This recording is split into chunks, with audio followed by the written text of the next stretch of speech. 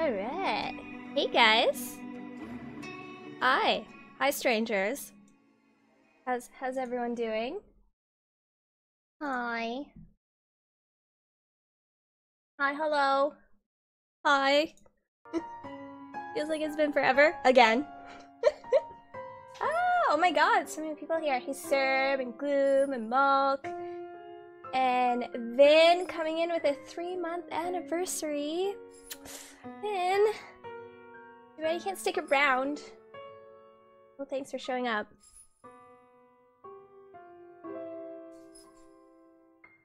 Hi! How are you guys doing? What's new with you guys? Ready to get your spook on? Ah! Auntie coming in with a 3-month anniversary as well! Thanks, Auntie. Don't know if you got my birthday message. Anyways, happy late birthday. Ah, thanks, sir. Thanks everyone that wished me happy birthday. It was a very good birthday. Bad bitch. Yeah. So we're gonna keep on going with the letter. The story is we're like a real estate agent and we're trying to sell this super haunted mansion. And out of the whole entire stream that we did, we got one scary scene out of it, which is this really creepy, decrepit lady who gave us a very sweet letter that is literally a chain letter, and we have to show it to how many other people or we die. Or something like that. I don't know, we'll just keep going. I think we left off with our not boyfriend picked us up. Oh yeah, and we were going to a movie. Well, look who decided to grace us with their princess presents. We're not worthy. Hey Sailor, how's it going? New with you. Okay.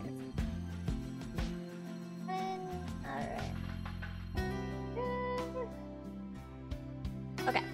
A small crowd has already formed in front of the theater when we arrive. The Lift Fest, short for Luxborn Independent Film and Theater Festival, attracts a bigger crowd annually, and this year's no different. I've only been to a few indie film screenings with Zach, so I'm not an expert on the matter. But I know that for people hoping to make a break in the industry, getting your film recognized by a local event like this is already a big deal. Especially for a newcomer like Zach. He hasn't even won an award, but just getting confirmation letter that the festival community wants to include his movie in this year's lineup already put a grin on his face. 4 weeks. Pixar! Hey! And Brando! Hey guys! Thanks for stopping by. This is like the first stream in a month. No, I did a stream last week? The week before that? I did a stream like 10 days ago, I think. Yeah, I had to take the week off for my birthday festivities. And then before that, what was it? Oh yeah, my monitor died. And then before that, I can't remember what happened before that. It's another problem. How'd the B-Day festivities go? They went great. For this big barbecue, I had my friends over. I drank a lot of alcohol. Pretty much drink daily. Yeah, I got a new monitor though. My buddy was awesome and gave me one that was in his basement. He's impossible to miss. At 6 feet, he appears to loom over most of the moviegoers, and with his large build and heavy voice, there was no surprise when people give him a wide berth as they pass by. Often easy to mistake him for someone intimidating at first glance. I did, back when I didn't know any better. Ash did too, I heard, once early in their friendship. Oh, there's Zach! Oh, Zach! He looks like, what's one of the dudes at the two best friends group? What's his name? He looks like, what's his... Yeah, I was basically drunk for a week. Yes, people do celebrate birthdays in Alberta. Oh yeah, Isabella. Hey, you guys! Long time no see! Zach's face lights up with a smile of his own. He moves towards us with careful steps, taking a significant effort to make himself smaller so not as to bump or accidentally hit anyone. Typical Zach.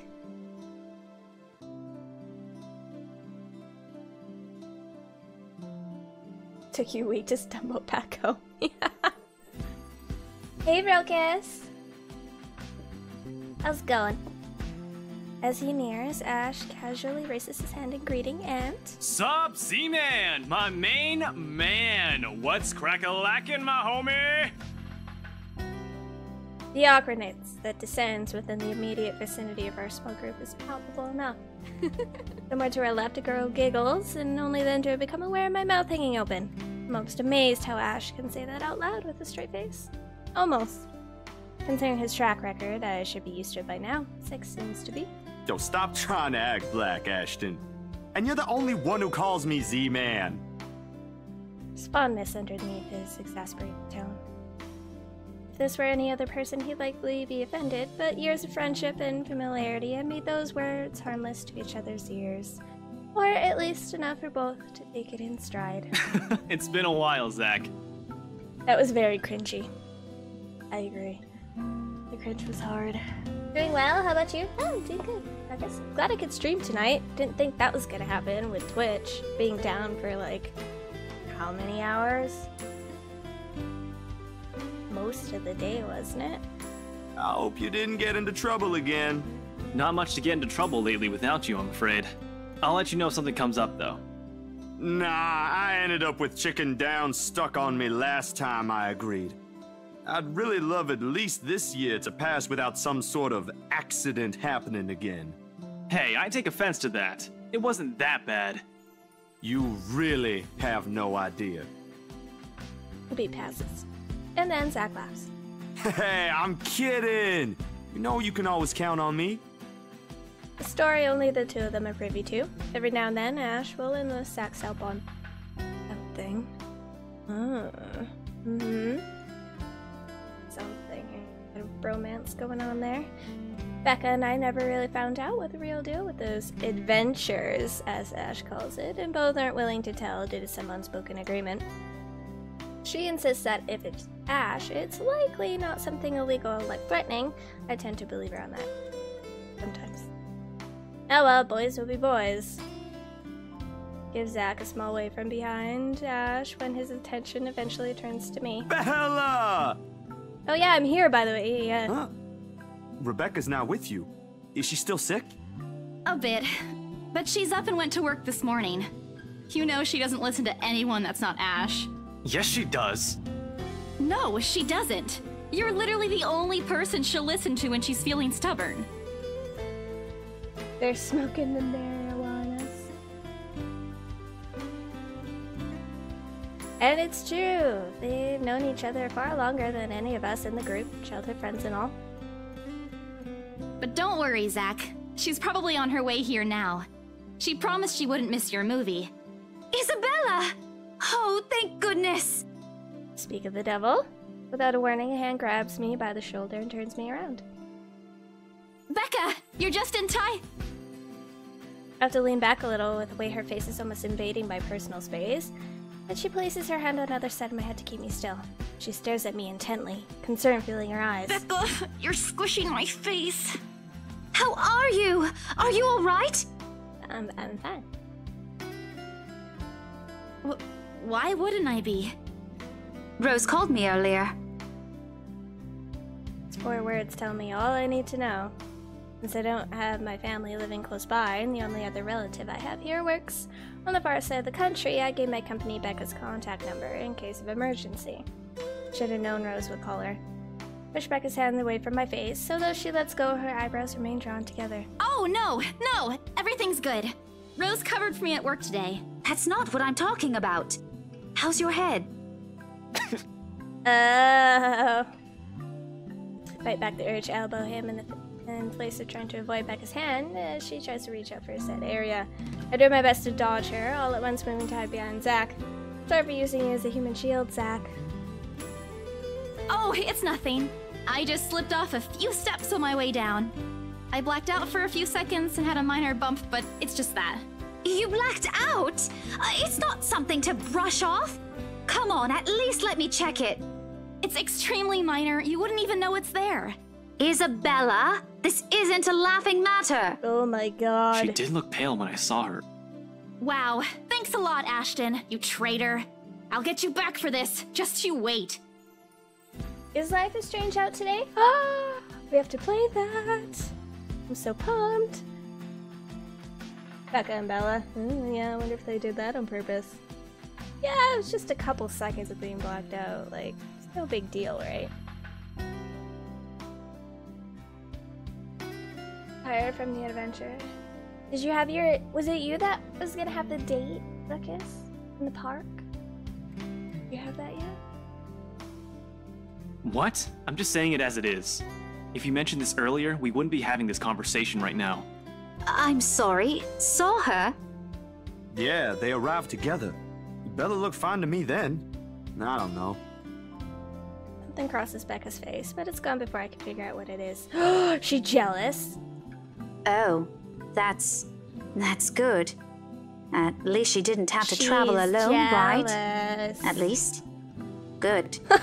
Because that's not fucking obvious. See? I'm okay. I wouldn't be here if I wasn't. And I don't want to miss Zach's film. We can always watch it some other time. Sorry, Zachary. No, it's good. But you guys should really keep it down. We're starting to attract some attention. It's the premiere. The premiere's different. Right, Zach? I shoot him a bleeding look. Zach's a sensible guy. He'll understand. Please understand. Not really.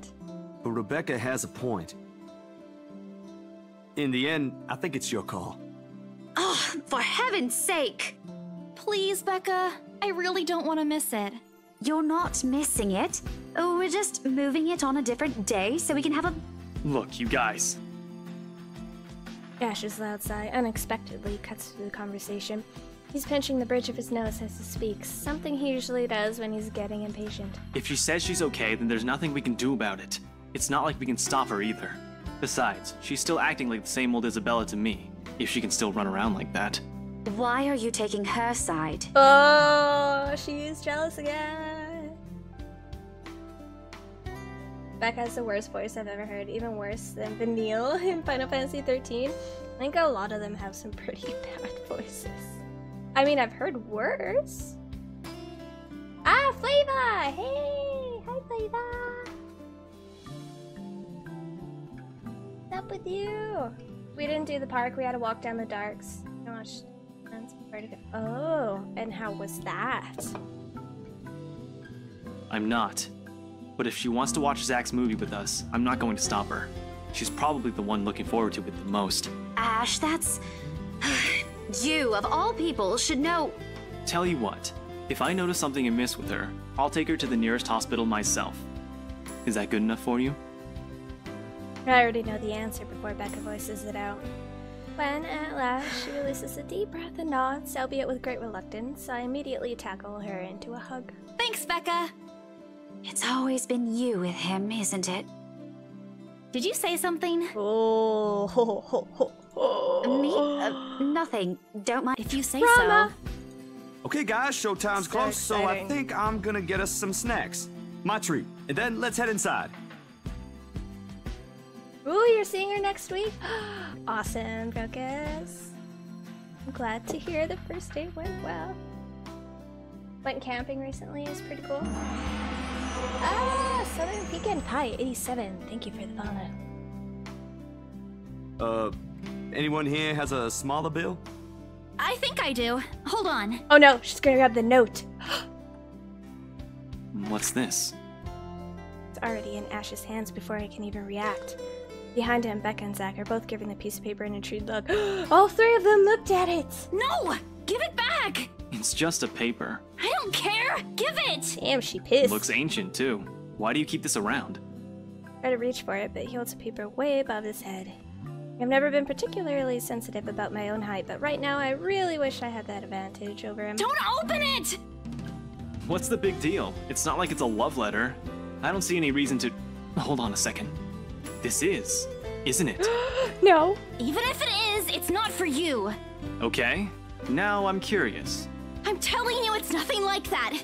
It's... The rest of my words are lost when he unfolds the paper. Oh no!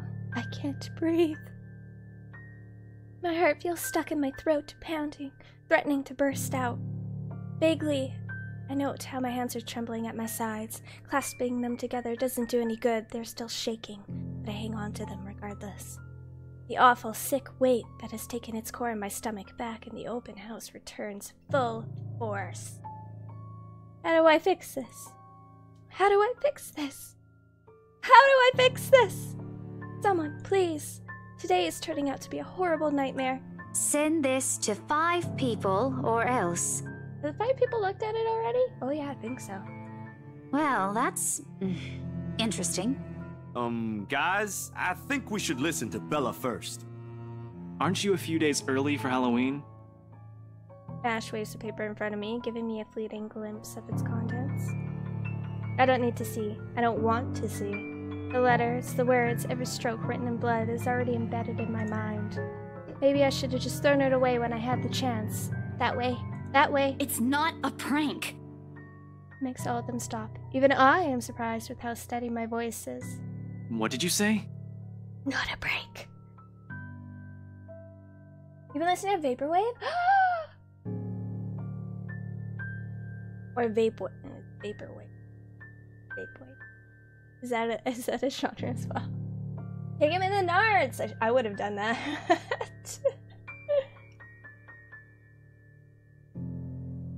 Hey, isn't it Vaporwave? Because I listen to Vaporwave a lot. Chain letters are the reason I'm not rich. I should have listened to what I said. Ah, I know, right? This isn't a prank! I saw something! Hold on. Are we still talking about this paper? Or is it about the urban legend again? Both. I know it sounds ridiculous. You're saying this is a primitive version of a chain letter, and now that we've seen it, we're now cursed. You've got to be kidding me. See? This is why I didn't want to tell you guys. Isabella, aren't you taking this a bit too far? It's not a joke! Will you guys listen to me first? I saw something in the house earlier. It stood right in front of me. Yeah, it was spooky. If I hadn't gotten away, that thing might have... Not like synthwave, Leva. Nah, it's different. I hadn't gotten away. That thing might have... Right. And in broad daylight, Isabella. Even someone gullible would find the logic in that screwed up. There's also no way in hell that this supernatural shit is true. Whoa. But it's real! Damn, look at her face! What do you think I saw? A hallucination? A delusion? Didn't you say you fell down some stairs? So maybe Rebecca's right. It happened after, when I was trying to get away. I almost got stuck in the same room with that thing. We're all in danger. I thought you were my friends. Why don't you believe me? Bump your head, so... We are, and you know that. But this thing and that thing has got nothing to do with the other. When Rose called earlier, I thought she's just exaggerating. But based on what I'm seeing right now, maybe it's better if we really postpone this for now. Don't bother.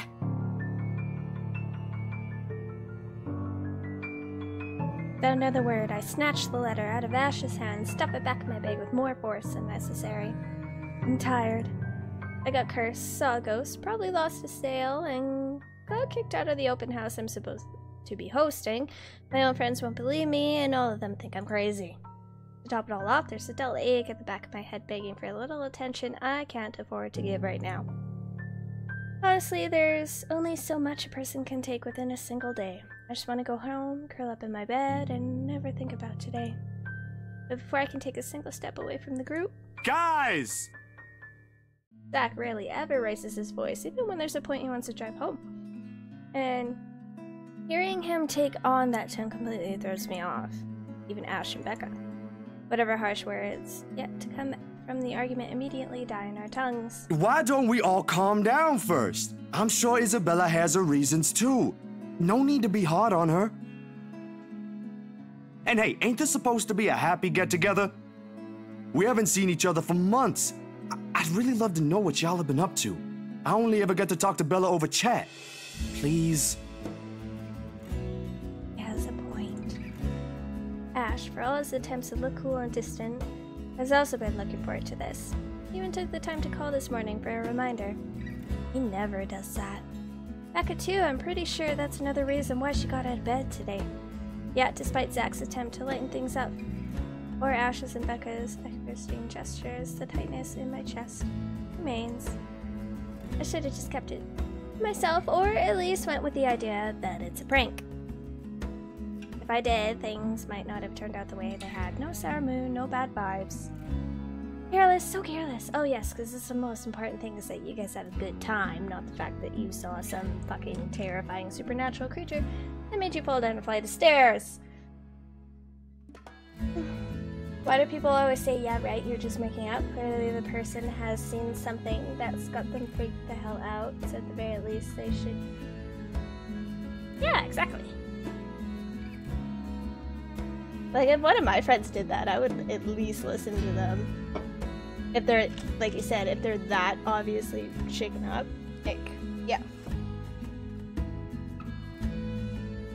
So what vaporwave were you listening to, Aaron? You know, got some artists that you were listening to? Enjoyed?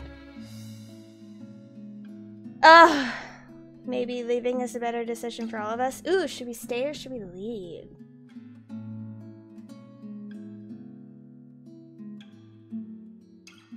Yeah, let's stay for the movie. Any other day I'd excuse my house and go straight home, but this is something special to Zach, something he worked so hard to bring to life. I should know better. Might be having a bad day, but being with the few people I care about far outweighs the idea of spending the rest of the day throwing a tantrum alone in my room. And what if the thing in the attic follows me home? I don't want to be left with my thoughts either. I can still see it whenever I close my eyes. And maybe if I stay, let our heads cool down first before telling them what happened, they'll listen to me. It's nothing you can't solve with a calm head. One step at a time, Isabella. That's what Mama used to tell me. Besides, I don't have the heart to ditch Zach. The smile is back on my face when I look back at them. If we keep arguing here, we're going to miss the first few minutes.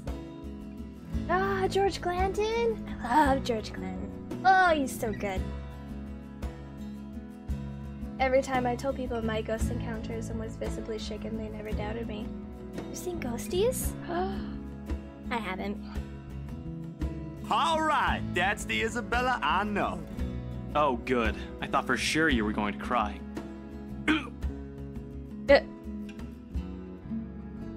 Oh, this time I really do send an elbow straight to his stomach. Stupid Ash! Being virtually challenged has its perks too. What was that for? Stop calling me a crybaby! I'm not one! Aw, don't cry. Stop it! Okay, scaredy cat then. That too! If you repeat that, I swear I'll... Let's just go. Oh, Miss Jealous.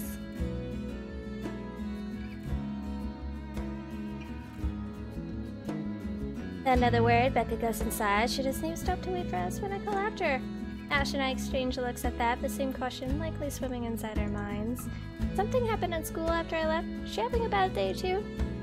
Try asking her about it later, I guess. So, you guys go catch up with her. I'll go get us the food I promised. The videos for George Glanton are really good. I think I posted some of those on Discord at some point. I've had 3 ghost encounters. My sister, my mom, and myself in the same house 2 times. Yeah, that does sound scary as fuck. Was it like Scary Movie? But you'll miss it! Didn't you say watching a movie without food ain't fun? And it ain't like I haven't seen it. I made it, remember? I'll be in there soon. One friendly tap on my shoulder, and then he's gone. Few moviegoers are still milling about. Some are still waiting in line for tickets, but otherwise most of the crowd are already inside. There's nothing much for us to do here now. Not a word of protest comes from me when Ash gestures for the 2 of us to head inside. And then? Are you sure it wasn't one of the cleaning crews? Absolutely sure. Somehow, halfway through the movie, the conversation steered toward what happened in the mansion. To be fair, Zach was the one who brought it up again. his own movie premiere. Now the film's just serving as background noise while we're speaking in hushed tones, careful not to disturb anyone inside the small hall. Well, except for Ash. I just hope we don't end up arguing about it again. We'd all get kicked out for sure. Though, with how loud Ash's voice is, we'll probably get thrown out way before any argument happens. Only Becca still remains engrossed in the movie, completely ignoring us. She's been quiet the whole evening, speaking only when referred to. I didn't know any better. I think we did something that offended her. Did we? And then I ran. You heard what happened after. I still think it's something else. It was standing right in front of me, Ash. He's one of the smartest people I know, but geez, he should learn. My dog barks at the wall sometimes. Isn't that just what dogs do? My cats stare at the wall all the time.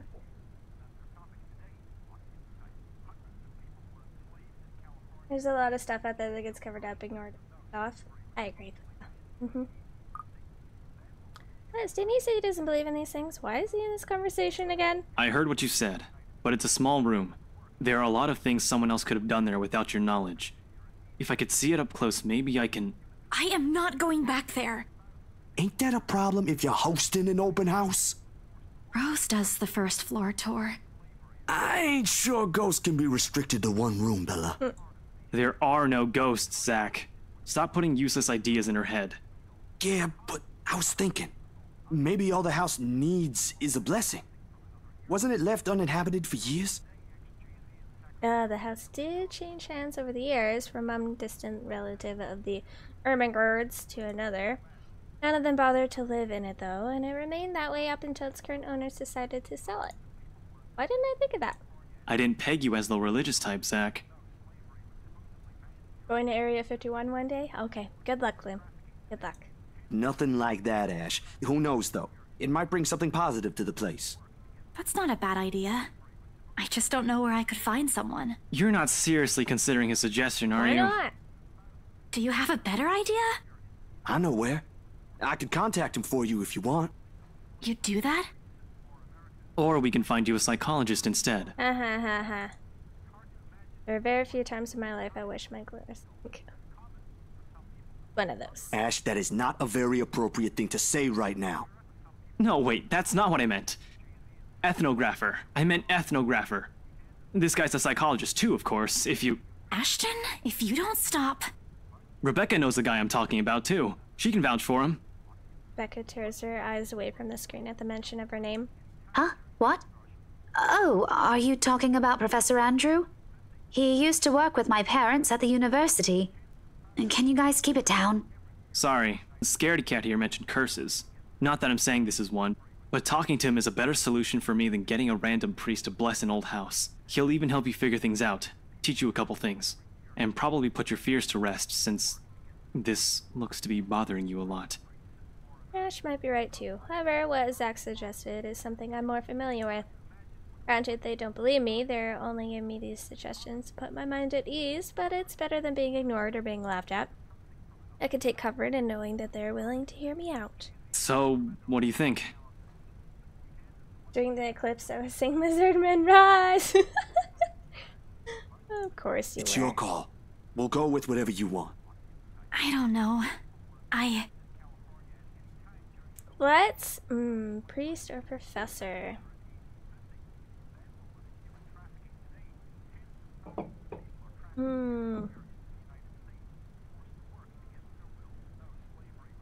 Just a lizard woman.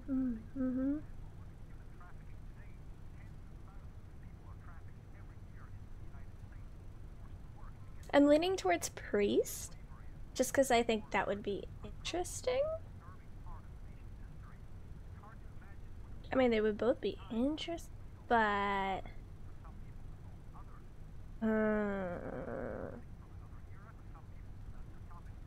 Yes.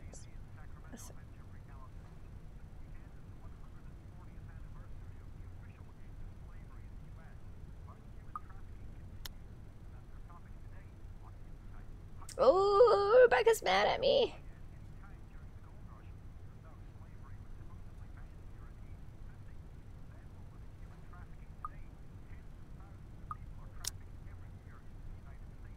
Meet priest. Go for a priest. Yeah, I was thinking the priest. We're going priest. I'll think about it. But maybe we could go with Zach's idea? I'm not so sure about that. Well, it wouldn't hurt to try, right? If it doesn't work, it doesn't work. At least we did something than just stand around. I'll let you know when he's available, Bella. Thanks, Zach. I knew I could count on you. Guys, I said keep it Oh, she's so down. mad. You keep insisting that we still watch it, yet you're not even paying attention yourselves. Whatever. It ain't a big deal, Rebecca. I'm the one who broached the subject in the first place. Yeah, take a fucking chill pill. It's still your film, Zachary. A good film, mind you. You worked hard on this. The least we could do is watch it with you. And that's what y'all doing. I really appreciate all of you making time for this. You know, they're having like a normal conversation. Everyone in the room can probably hear them. Sorry, Becca. We'll stop now. Throw her an apologetic look. Even if Ash is the only one she should be reprimanding, but her attention's already back on the script. She's ignoring us again. When Becca's acting this way, there's a big chance something's nagging at her. We really need to talk. We all fall into a comfortable silence after, the kind you can only share with people you're most at ease with. For the first time today, the letter lays forgotten in my bag, if only for a few hours.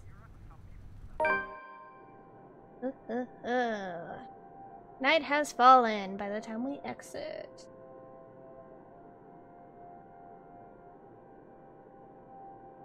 Give her the best 5 minutes of darkness of her life.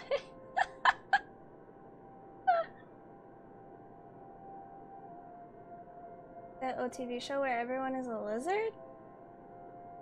Not sure what you're talking about. I know the one where everyone's dinosaur. That was a good show. Gotta read her body language. That's how the lizard folk communicate. Despite the late hour, the streets are still bustling, full of people. Those about to head home, those set to meet someone, even those simply wandering about. Walking in this sea of unfamiliar souls, it strikes me how easy it is for one to get lost in a city as nondescript as Luckthorn. I was afraid too, at one point, back when I was new and I had just set foot in this place. Now with familiar faces walking with me, it feels a little like home. Zach and Ash bid us goodbye shortly before Becca and I crossed to the other side of the street. The former claiming he's got a few freelance jobs to take care of before the day ends, and Ash? Who knows, he never tells. Sometimes he'll just randomly appear at your doorstep, looking for a place to crash. He does that to Zach a lot, much to the latter's frustration. But he's a busy guy too, in spite of the laid-back air he gives off. Thanks for today, everyone! No problem, Zach. I'm sorry for what happened earlier. Huh? God, it's getting scarier. A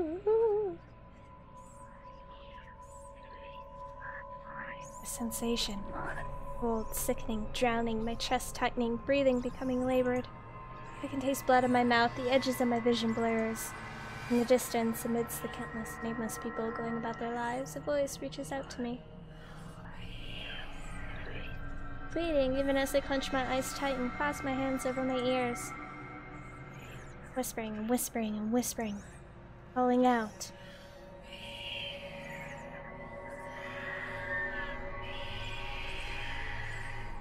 I'm good at reading a woman's body, that's why I've been single for 8 years.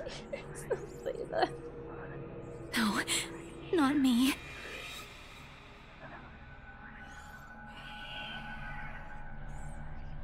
Somebody.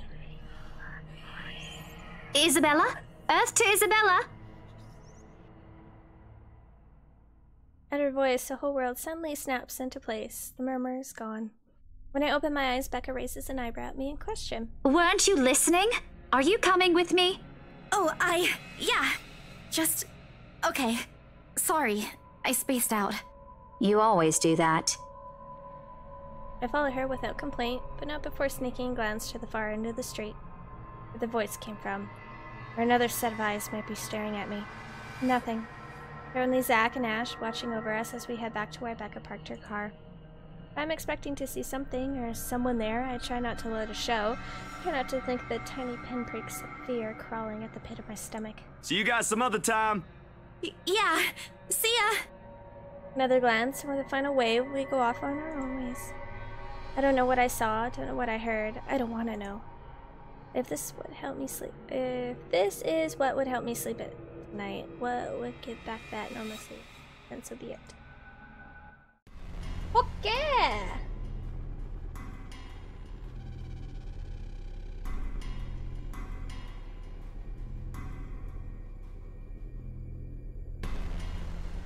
Grasping, pulling, engulfing me.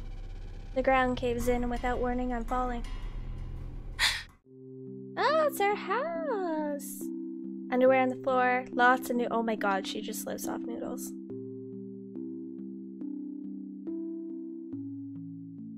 Cute pictures. Oh, the kitty pillow! Oh, you guys can see.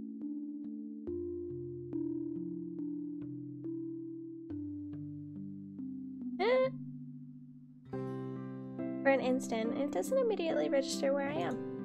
Both my back and shoulders ache after falling asleep all hunched up the night before. Drenched in sweat, the nest of pillows I have to keep around me feel more suffocating than comforting. I let my eyes adjust to the bright morning light streaming through the window and allow my breathing to slow down before untangling myself from the pile. I haven't had a single dream since coming to Luxborn, or at least none that I can recall having. It's a shame because they used to be so vivid. Not the crazy vivid, but the more pleasant kind I'll tell my siblings about. Maybe it's just the stress of living alone. The knowledge that I always wake up in an empty apartment with no one to tell stories to. What time is it?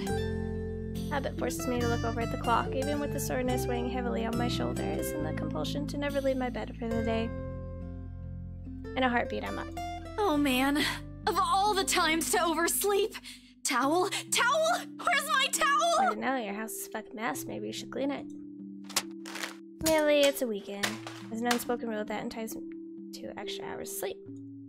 But if Rose didn't kill me yesterday, she's sure as hell now. And right after what happened, oh lord, 1 box of donuts as peace offering won't be enough the second time around. Having my towel, I'm already a few short steps away from the bathroom when a muffled ringing breaks out from my bag. There's a moment of indecision at first. My mind conflicted whether I should just ignore or answer it. But what if it's Rose? Or worse, our boss? Ah, sheesh. In the end, the rational part of my brain wins out. The letter from yesterday peeks out when I pull the device out. Just the sight of it is enough to put me in a foul mood, and it takes every force of will for me to ignore it in favor of answering the call. Caller ID reads Mama. Huh? Around 4:45 p.m. in the Philippines right now. That's an unusual time for them to call. Usually it's around noon time here, and I'm the one calling, not the other way around. Better for them to use that money on something else than an international call. Or you could answer the phone. Regardless, in the most cheerful tone I can gather. Hello? Hello? Grace? How are you? Mama! I'm doing okay. Grace? How are you guys over there? We're good, we're good. EJ won a storytelling contest at school the other week. Brought home a medal. I thought you should know. There's a tired lilt in her voice as she speaks. It's been there since Papa had to leave his job. I wish there's something I could do for her. But from miles away like this, the least I'm able to is not to make her worry. Only my older brother would actually lend her a hand, but Lord knows if that'll ever happen. Odds are Jordan's already out drinking right now. Again, I can't count on my older sister either, knowing she has a family of her own, and, well, Ate? Anne's financial situation isn't exactly great right now, having ran herself knee-deep in debt. Great! That's great! Tell him congratulations from me. And let him know I'm gonna send him a little something extra this Christmas. How about Nico? Karen? Michael? I hope they're okay? They're doing well. They wanted to talk to you, but they're all busy with school. Oh no, that's fine. I don't want to bother them. Just tell them to keep doing their best for me. I'll just call back when I know they're not busy. And Papa? How's Papa doing? The subject I'm a bit hesitant to broach. From the way Mama's voice hitches, she doesn't want to bring it up either. Papa. Grace, he's having a little difficulty right now. Weak appetite, he's having trouble swallowing, and lost a few pounds.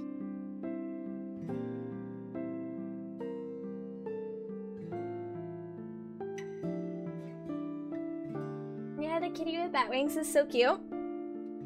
Clean room compared to my dump. Ugh. I don't like messy rooms. Backstone stuff for. Yeah, she must have like a super cheap apartment. But the doctor said we should keep encouraging him. It just means his body's accepting his new treatment well. The money you sent last time helped a lot to pay for it, by the way. Oh, I see. That's good. I won't deny that life has gotten tougher for our family. Used to be easy back when Papa was in good shape. But ever since he was diagnosed with a sickness 5 years ago, just a sickness, he has been unable to provide for us. Now the burden of feeding 8 mouths and settling Papa's bills all rest on my shoulders. Although Mama makes a little, accepting sewing and laundry jobs in our neighborhood, scarcely enough to cover the costs of day-to-day living, let alone the bloating hospital bills. We can't even accept help from our own government because the health insurance there barely covers anything. I'm sure he'll get better soon. Is he well enough to talk? Do you think I'll be able to speak to him, Ma? Silence. I start to think that the call got cut until... Listen, Grace. Maybe it's better if we transfer Papa to a different hospital. Somewhere cheaper? What? Why? Did something happen? Is it the deposit issue again? Give me the hospital's number. I'll talk to them. No, it's nothing bad. The service here is good. Too good. Even the doctors.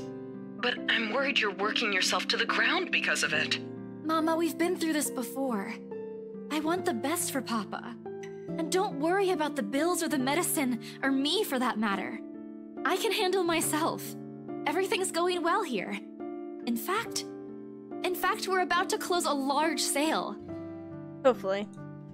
If not, then I'll find another way. She doesn't need to know that. Sorry, Mama. You told me not to lie. Yet look at what I'm doing. I'll have money to send over soon to cover the rest of Papa's treatment. And there's more than enough for Karen, Nico, Michael, and EJ's school tuition, too. Thank you so much, dear. I appreciate it. We all do. But I just wish you'd come home to us soon. I can't pronounce that. When are you coming home? EJ, the youngest, used to be the only person asking me that. How do you respond to a question you don't have a definite answer to? 5 years later, and I still can't give them a straight one. I smile, though Mama can't see it. I fight to keep my lips from quivering, my voice from shaking. Got enough on our plate as it is, no need to weigh her down with unnecessary concerns. Promise me you'll be there to welcome me when I do, okay? Of course. I'm sorry, Grace. I need to take this for a while. There was a small commotion on the other end, the sound of gates opening, the voice of a child, EJ, talking excitedly about his day at school, tapping a feet on the floorboards as he runs. It's been years since I went home, but I can still picture the whole scene in my mind. How tall is he now? Are the neighborhood kids bullying him now that I'm not around? Did Mama rearrange the furniture in the living room again? What are they having for dinner today? I miss them. I miss them so much. It's okay, Ma. I need to go too. I've got work today. I'll call again soon, alright? On a Saturday? Oh, never mind. Take care of yourself, dear. I love you. I love you. Bye. Bye. Ends with a soft click, leaving half-truths and empty promises hanging in the air. Closing my eyes for a moment, I take a deep breath and shake away the thoughts beginning to swim inside my head. Pointless to mull over these things right now. Okay, Isabella. Time to get that mansion sold. Time to get into this game. Oh my god, does it start slow. Fortunately, before I can take a single step away from my phone, it rings again. No doubt Mama forgot to say something. Mama? Did you forget anything?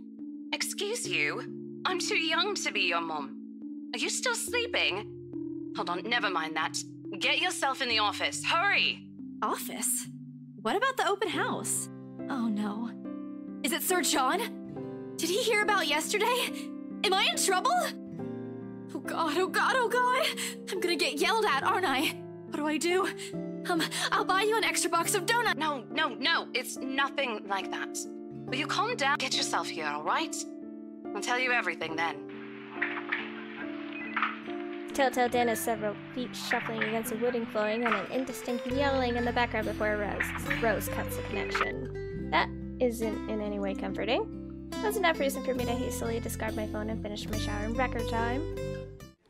I make it to our office within 20 minutes of leaving my apartment, completely disheveled and out of breath. A feat, if I take into account my usual travel time. The routine clamor common to the Briar Reality Corporation's Luxborn office greets me as soon as my foot crosses the threshold. Papers rustling, telephones ringing at sporadic intervals, agents talking at varying volumes, staff moving about, and... Where the hell is C? Where are my employees? What the actual fuck, guys? Of all the times to disappear without notice! Oh my. My boss's words turn muffled as someone else closes the door to his office, likely the work of our HR manager. Throughout the past week, he's been in a bad mood over a couple employees who have failed to report to work. I hear they're still trying to get a hold of him, but to no avail. The result is, half their workload has been shifted to all available staff, so as not to lose clients. Not that I'm any extra work. If anything, it means I have more to send my family back home.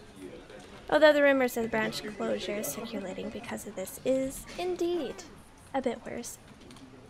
My bag barely touches the top of my table when Rose pulls me aside. Here, I need you to help me with these papers. If you could also get these signed and photocopied before lunch today, that would be great.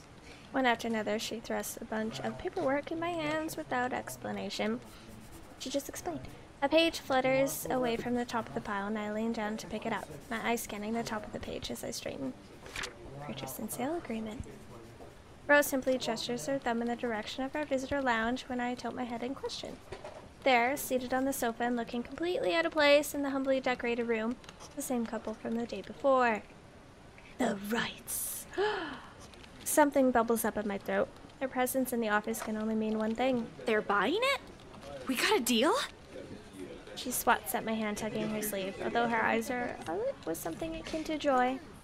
She wants the sale to happen as much as I do, and now that it's here, the deal needs to be closed yet. Documents need to be signed still, but the elation is there, along with a foreboding feeling I can't quite pinpoint. I had to do a little damage control, but they're already interested in acquiring the property, even before they attended the open house.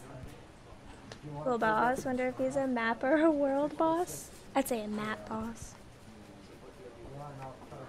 I mean, isn't it obvious? They already hired an interior designer.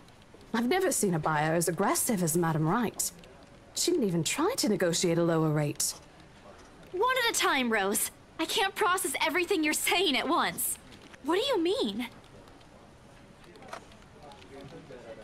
They're paying 15% higher than the listing price, as long as we get the paperwork done as soon as possible. I think if we allow it, they'll be paying up front, too. Even with that urban legend? Rose nods. Oh, I was so sure we lost the sale after yesterday. Don't look so surprised. We still have to conduct some last few checks before we completely hand it over to them. Please. I'll happily do the paperwork duty, Rose. I'll even go to the land registry myself and make sure the property changes hands with every single legal blessing. Don't they have better things to spend money on? I'd haggle it down to the lowest possible price if I were in their place, especially with the stories attached to it. Not that my opinion matters one bit here.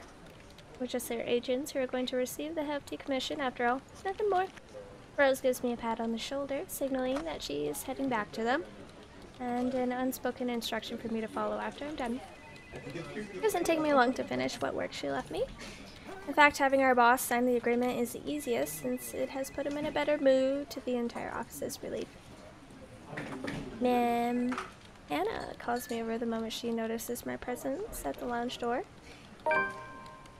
Her lips are twisted in a frown. She doesn't seem particularly happy to see me, and I'm not surprised. Who wouldn't be? I almost created a scene. Mr. Wright, however. Why, if it isn't the little Lily. I trust you're feeling well now. Alright, grilled chicken with tortilla chips and homemade salsa my coworker wanted me to try, and my screwdriver. I'm set to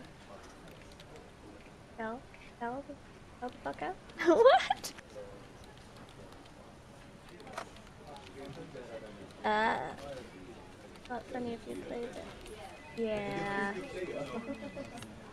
Yeah, I've never played that game. But dude, that sounds awesome, sir. I haven't eaten dinner yet. Oh, It's Isabella, sir, not Lily. I appreciate your concern. I'm feeling better now. I forgot how much I hate his face. I really don't understand why they can't get my name right. It's a fairly common name. Shouldn't be too hard to remember. Regardless, I hand them their copy of the agreement. I believe I can take that. Thank you very much. How elegantly she plucks the papers off of my hands. It's easy to think that there isn't a trace of irritation in her. But it is there, radiating in her stiff stance, the way she's standing at a fair distance from her husband, and how the two look to be ignoring each other. Seeing the scene, it soon becomes clear to me that I'm not the one who has put her in the bad mood. Did they fight? Most probably. I've seen it happen dozens of times with my previous clients. It's a shame, especially with the new mansion. Never did like it when my own mama and papa fight. Hope they'll make up soon. Apparently satisfied with what she's seen, Anna claps her hands together, or extending it to us in a shake. Rose and I release the breath we've been holding, both of us more than happy to return the gesture. That settles it then? Are you really sure about this property, ma'am? We could easily find you a bigger one among our current listings. Something with a modern touch? Something not haunted, perhaps? Rose shoots me a warning glance as Claire says, "Don't make a scene, we're almost there." Of course, why wouldn't I be? The house is absolutely perfect, isn't it, darling? A helipad would still be a nice addition. Yes, well, we'll get there eventually, love. As I was saying, if your partner had the documents yesterday, we would have bought it right there immediately. Shame she didn't have it. Well, there's still a few necessary documents we need you to sign after, but we'll let you know once we have those finalized. We'll be handling the process for the rest, so don't worry about it, ma'am. Within a week, I hope. We still have a housewarming party to plan after all. You know how much thought to be put into those things. Yes, yes. There are servants for that, darling. Love, servants or not, you're going to make people listen to your input nonetheless. No more than a week, ma'am. Barring unexpected delay, of course. You can leave it to us. Excellent. Well then, I'll leave you two to it. It's been a pleasure doing business with you. Oh, and before we forget... She discreetly folds something into both of our hands and winks, a finger raised to her lips, demanding our silence. What happened the day before was quite unfortunate, but you did get us what we wanted in the end. That, at the very least, is commendable. We get money? This is... Ma'am, I can't accept this. Don't you worry, darling. It's a small thing coming from us. Take it, take it. Consider this your bonus for a job well done. She smells sweetly, like this is simply the most normal thing to do in the world. Oh, before I forget, my lovely interior designer would appreciate it if you hand her a copy of the floor plan as soon as possible. She's dying to work on the house. Dying to work on the house. You can do that, yes? Here's her contact.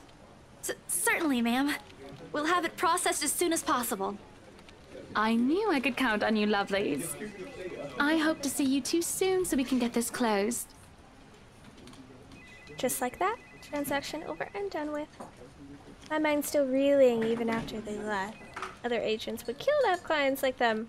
Part of me feels lucky about the fact no lengthy negotiations, no sudden change minds, just talk, signatures, few handshakes here and there, and we're done. The other part? A second ago, we sold a haunted property to 2 innocent clients. Sure, the commission's big. Big enough to continue funding Papa's treatment and hospitalization. Big enough to pay for all 4 of my younger siblings' schooling. Heck, it'll keep me away from instant noodle diet for months. I have to go back to the mansion as well once the deal's been closed, much to my sanity's relief. Knowing that something's in there, we gave it to a good couple despite that. We're not a good couple, it's fine. Oh, Isabella, the things you do to sell a house and get money. Papa won't be happy with that. At least I have good news to tell next time I go home. The little lie I told Mama this morning isn't a lie anymore. Well, there's something. So how does it feel?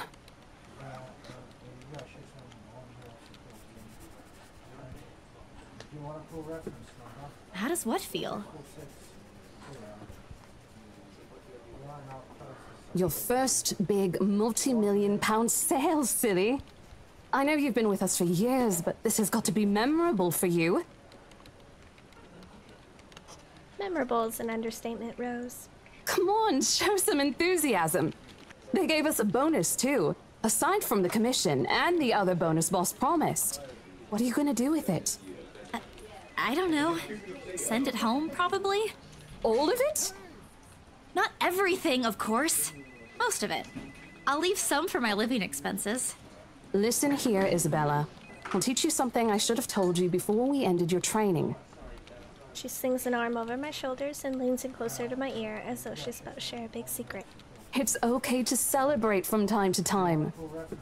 I don't get it. It's simple. Go out, do something for yourself. Throw a party and treat your friends to free food. Treat your friends to free food. But... Didn't you say the last one's some sort of tradition back at home for you? Hello, this is practically a done deal. Isn't throwing a party a bit excessive? Your call. I won't say no to an invitation, by the way, in case you really are planning to throw one. A few drinks would be nice too, thank you very much. I don't think my apartment's big enough for that. You could always move? Bloody hell, you're working in real estate. I think I'll pass. That's too much of an unnecessary expense for me. But I did promise Becca free lunch in case the sale goes well. You go do that. Hold on a sec. Quickly removes herself from me to answer the phone on her desk. Her tone shifts from playful to professional in the span of a few seconds. Today? Not a problem, ma'am. I could bring you a copy of the contract if... Must be another client. Nothing surprising there. She's one of BRC's top agents, no matter how modest she appears. She has women through and through. I, on the other hand, have very little knack for it. Of course, I learned eventually. I had to. But someone else will, without a doubt, do a better job. Once, though, in a drunken stupor, Rose told me a story of what could have been. Years ago, wide-eyed, young, and brimming with yet-to-be-fulfilled dreams and ambitions, she was a term or two away from a nursing degree. Out of courtesy, I never pressed on the matter further. Or perhaps it's where the sense of hotness started. Small connection due to one similar experience in our respective lives, of goals we both let pass us by because of circumstances we're in. I'd be happy to discuss this over tea, ma'am. All right, I'll be there. Thank you. New client? Reassigned. Have you heard from Mark at all? Not since the first visit to the mansion. Why? No news from the HR yet? None at all. Boss thinks he ran away. I doubt it, though. He's too much of a wimp for that. There must be another reason. Who knows? Anyway, I've got to meet this one. I'll see you later. There's a wave over her shoulder as she rushes out of the office. The lunchtime bell sounds shortly after, followed by the clatter of fellow agents also heading out for a much-needed break. Ordinarily, there's no need for me to go out, but oversleeping didn't allow me the luxury of packing my own lunch today. If one considers taking instant noodle cup from my pantry packing your lunch. Time to make good on the promise I made to Becca, I suppose. Maybe invite Zach and Ash, too? I'll be right back.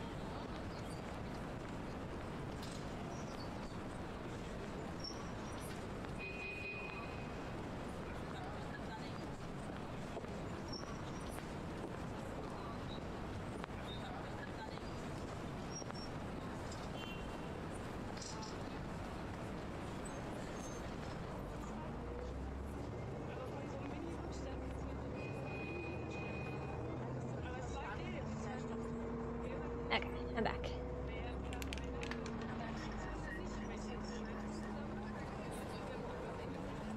Okay. It's a lot of reading in this game.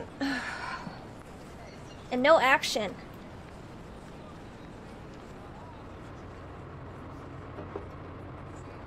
Ugh.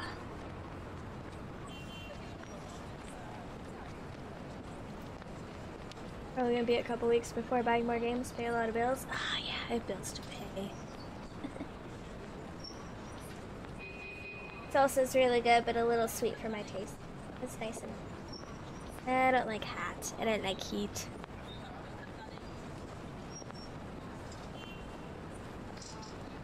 Might not splurge too much anymore in games. Want to save up for a few trips and a big one. Oh, really? Trips are low. Trying to finish at least some of mine that piled up over time. Yeah, I bought a bunch of new games too, because Humble Bundle had that horror bundle that came out. So I bought that, even though I had like half of the games. I don't think I'll do giveaways for the ones I already have. Is the game too loud compared to me? Like their voices? Seems okay to you guys? Okay, well just let me know. In the end, only Becca and Zach could come. Ash, on the other hand, couldn't be reached. All of my calls went straight to his voicemail. He's at it again. I hear today. On the next. Oh well, his loss. We've agreed to meet at a nearby cafe. Same one I frequent with Becca because it's cheap and they give away free bread. Ah, free bread. Never say no to free stuff. Oh, that's cute. I love cafes. Quaint, a little old-fashioned. The looks are a wee bit out of place amidst the city's tall buildings, but we love it all the same. Much like small buildings, the interior carries an antiquated charm to it. Vintage art pieces in a row of shelves boasting extensive collection of books cover the walls. Would have been nice to hang out here for hours on end, but even on a weekend the place is still packed with people. Thankfully, Becca and Zach have already found seats and engaged in some casual chatter when I arrive. It's strange seeing the two of them without Ash accompanying the other. They've never been particularly close. Sure, they talk when they meet, laugh at the same things when there's something funny, but there's distance. And born purely out of differing interests. That or Zach's simply afraid of Becca. Not impossible, and I won't blame him if he is. Might be the tallest in our group, but everyone knows that means nothing against Becca's temper. Even I'm a little scared of her. Zach! Becca! Well, you seem to be in a better mood today. What happened? I know that smile, Belle. Come on, still. Don't rush me. I'm still trying to find the proper words for this. Let's order food first, okay? The waitress comes by to take our order. On a normal day, me and Becca will order a hearty serving of their special vegetarian stews. Zach takes anything with a good helping of meat, sausages, or potatoes in it. But today's a good day. Great even. Not wrong to indulge a little, right? Today's special. For the three of us. Even the person jotting down her order looks surprised at today's meal choice. She writes it nevertheless and leaves without comment. Becca furrows her eyebrows, her mouth halfway open, ready to let loose what's likely a string of reprimands. Don't worry. It's my treat. The glare she sends my way reminds me of the one I received from Mama when I punched a kid bullying my younger brother 18 years ago. Naturally, I never did it again after she made me apologize the next day. But Becca's far from being my mom. A small sheepish grin is enough to turn that frown into a defeated sigh. Food arrives in the middle of a funny story from Zach, putting the rest of the conversation on hold as we each served our order. Isn't anything fancy. Pan-roasted sea bass with citrus-dressed asparagus and a portion of mashed potatoes on the side. Or at least that's what the daily special board says. Look at that high-def drawing. Looks good. Making me hungry. I might not be interested in them. Oh, I see. Fine. Get over. I never did pay any attention to whenever I come here, since they price whatever's written way above what I'm willing to spend on food in a single day. Oh good. I'm so hungry, I think I'm dying. You're always hungry. That's how I feel. Hey! Not all the I'm always time. hungry too. Let me guess. You skipped breakfast again. Not on purpose. I may have overslept by a few seconds today. A few seconds. Right then. Stop stalling, Isabella. What's this about? Let us say, Rebecca. She wouldn't be inviting us out if it wasn't worth hearing out. Well, we're waiting. I'm treating you guys to a once-in-a-century thing. An expected grin breaks out of my face, except... I'm sorry, say that again. And this is important because... Beck only raises an eyebrow at me, while Zach appears like he didn't get the punchline to another lame joke Ash made. He's desperately searching for someone to explain it. Oh, bummer. Maybe I should rephrase it. My instant noodle days are over. Ash is not here, so we should celebrate. My instant noodle days are over. Okay, let me do that again. Guess what, guys? I'm paying! I sold the house! As the news sinks in, their expression goes from sheer bewilderment to utter surprise. That's more like it. You heard me right, ladies and gentlemen. As of today, I'm Maria Isabella Grace Cruz Santos and free from my instant noodle binge. Wow, seriously? Hold it, Belle. You sold the house? Yep. Which house is this? In Aslam Village? The one with the open house yesterday? The one and only. Come on, Becca. I know you've got a better memory than that. Oh. Oh, wow. That's... wow. She lets out a hum. Though she's nodding, she gives the impression of someone who has heard something unbelievable and is still forcing her brain to absorb it. Did she think we wouldn't be able to sell it? Have some faith in me, Becca. Am I not your best friend, or what? You don't believe me? The words tumble out of my mouth, one after another, before I can stop them. I've been trying to avoid bringing up yesterday's little spat, and judging from the looks on their faces, it seems they are too. Me and my stupid mouth. I'm sure it ain't the way you're thinking, Bella. No, I do believe you. But don't you think the sale happened a bit too fast? The open house only started yesterday, and now you already have a buyer? It happens from time to time. Yeah, but... Look, I'm happy for you. Just yesterday, you've been really worried where to get money for your dad's new treatment. And now, all of a sudden, you have something. What if the sale doesn't push through, or I don't know, they're a fraud, or they suddenly back out? Isn't it a little too early to celebrate? Rebecca does have a point, Bella. If you haven't closed the deal yet, there's still a chance they'll go back on it. They don't seem like it to me. The lady appeared to really want it, and she approached me without even finishing the tour. Pressured me into it, more like. But I'm not gonna tell Becca about that. Knowing her, she'll only worry. And she already hired someone to handle the house's interior design. You're joking. Who would do that? Weird The people. Wrights, apparently. It's actually pretty funny. She's a bit too excited to get the property, she forgot to buy it. At any rate, they've already signed the agreement today, so it's just a matter of time. And don't tell anyone about this, but Ma'am Hannah also gave us something extra. Something as in... As in, it's why I can treat you two to a free meal. I'm more surprised you accepted it. She didn't really give us a choice in the matter. So don't lose sleep over this, okay? The couple really want the house. If Rose didn't stop them, they'd likely have paid up front for it yesterday. That's despite the legends, too. I even tried to show them the letter. But You don't really think they believe that, do you?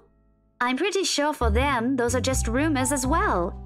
No one is that superstitious in this day and age, Belle.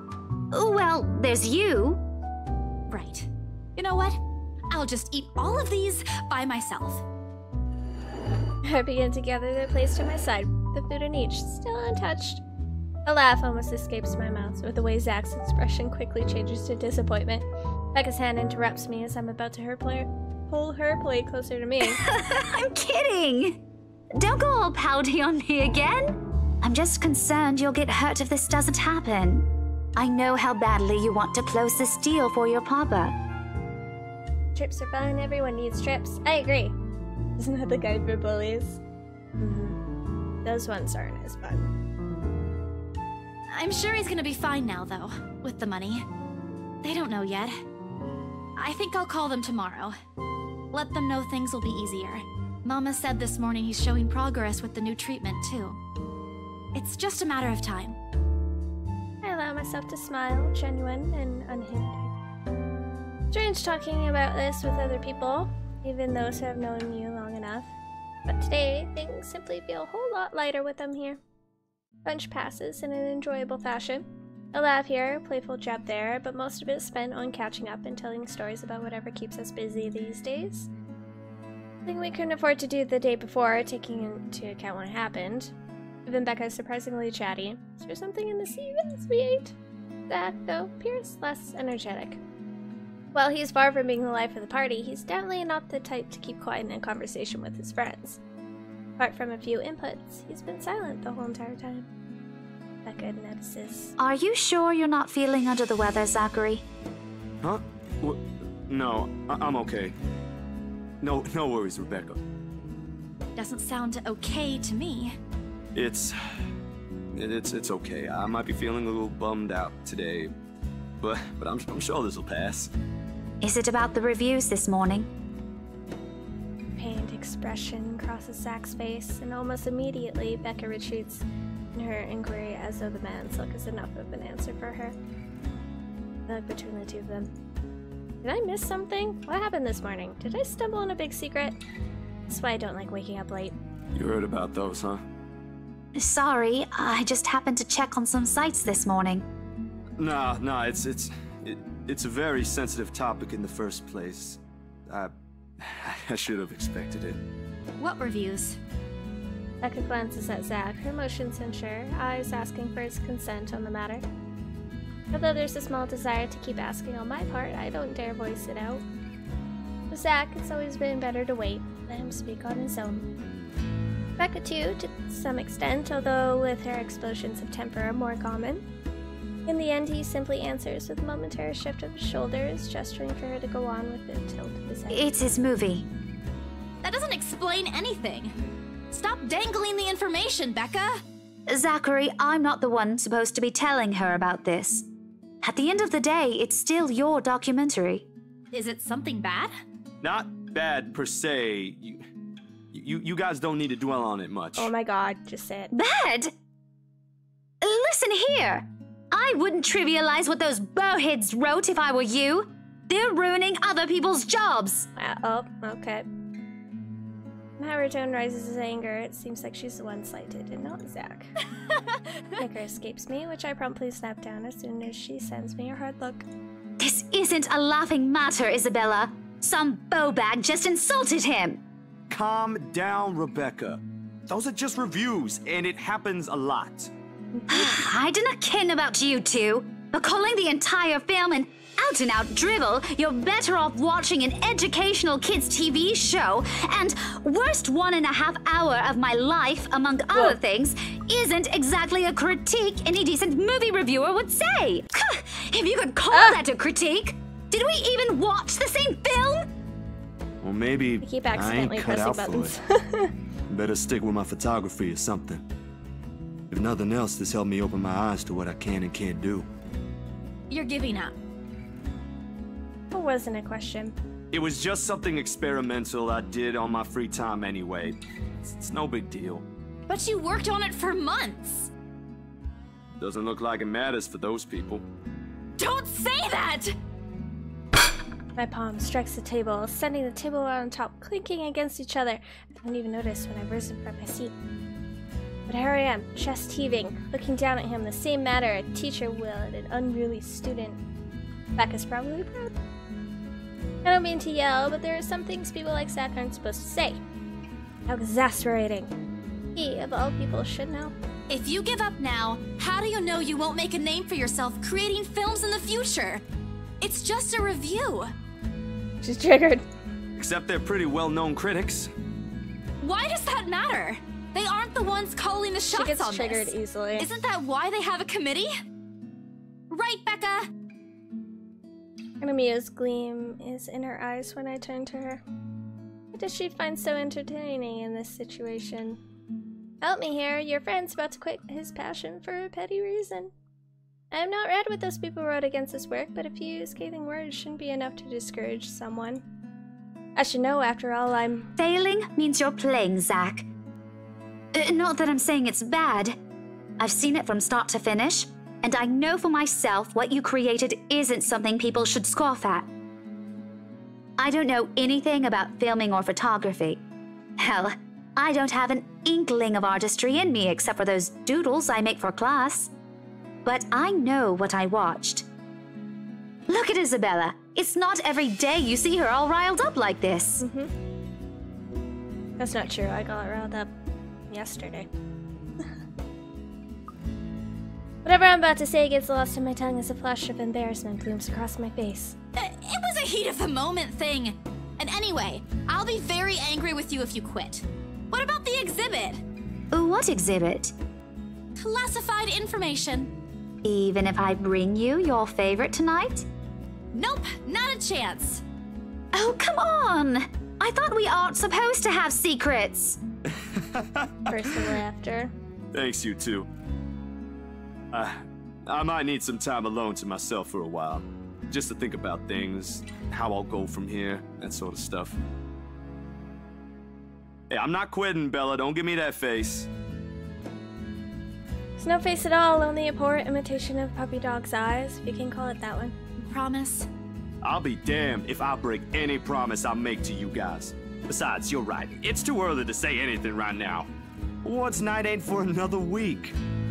Well, that's all the answer I need from him. Sentimental as it sounds, there's fulfillment in knowing another person you know won't take the same path you've walked. Not like it's over for me, though. Still got time. I can still come back. Do my own thing. Do what I really want to do. Surely, once Papa recovers, once I'm done with everything. Inside my bang, my phone buzzes unexpectedly, breaking the pleasant afternoon lull. Screen shows Rose. Hey, Isabel. You at the office? Ha ha. Very funny, Rose. I'm hanging up. Don't, I'm kidding. BRC says the floor plan copies are ready for Miss McCullough to pick up. The state sites already explains everything. Then, out of the blue, she launches a long rant about the awful state of Luxburn streets, betraying her cheerful greeting. All of which she says in a single breath that I can barely keep up and make out a single word. I stay quiet, if only to avoid becoming the next subject of her frustration. She's similar to Becca in that regard. I'm stuck in horrendous traffic right now. Bloody stupid drivers. Then she has finally run out of things to complain about and stops. What she says next still has none of what I'm hoping to hear from her. Just a quick mumble plea for me to meet the right interior designer in her stead and... Anyway, I'll leave it to you. Bye. Thanks. Classic Rose. She ends the call without even asking for my input. Guys, cloudless and noontime sun is beating down on the hard concrete when we depart from the cafe.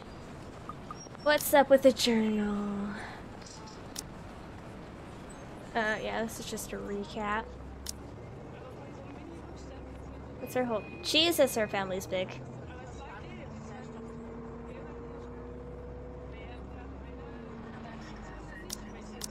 Why is this sitting down?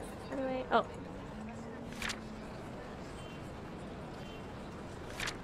Ah. Undiscovered journal entry. Oh, that's because we stayed for the movie, I bet. Yeah, this one probably unlocks if we just go home. It's far from unbearable, but it's enough to put most people in a fickle mood or make them vulnerable to catching something. No wonder we have staff members going AWOL lately, not to mention my boss's hysterical moods. Can't believe I'm saying this, but I want our usual cloudy weather back. For all the gripes about the unpredictable weather, though, the streets of Luxburn remain constantly busy. The hurried tapping of shoes against pavement and the inane chatter coming from lunchtime crowd fills the humid afternoon air. Small reminder of the things we have yet to do, regardless of how much I want to return to the comfort of my bed. Back to Briar reality for me. Realty for me. Zack to a meeting with a magazine publisher featuring luxury houses, and Becca to her lesson plans and books at home. But more than once, I catch her sneaking a longing glance over something displayed on a shop window. Does she want to buy something? Maybe I can get it for her this Christmas. I turned my head to the last shop she checked out. Fleeting glimpse. The world stills. Ah! What? my god, finally something scary. She looks at me, eyes hollow, gaze piercing, and boring into my very soul like a set of chains to keep my whole body still. There are no shadows or whispers this time. Only a plea. Hum, low and distinct. Compelling me, beckoning me, intent on dragging me into the void beyond the glass. I don't want to help her, she's scary. Don't dare move. My heart hammers against my ribs, each beat, every thump screaming at me to look away and make a run for it. But I can't. I couldn't. All my limbs feel heavy while my own breathing strains in the face of her calls. Leave me alone. Her mouth is stretched in a grin wide and unpleasant. The panic building up in my chest forces me to take a tentative step back. Try not to stare at the decaying flesh, the blood streaming from the gaping wounds on her arm or her nailless fingers. I don't want this. Not like this. Not after I got what I want for Papa. Oh no, stop. Leave me alone.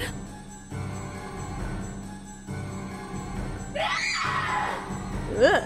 Her face contorts into something twisted. She lets out a wail, sharp and utterly unforgiving. Rage.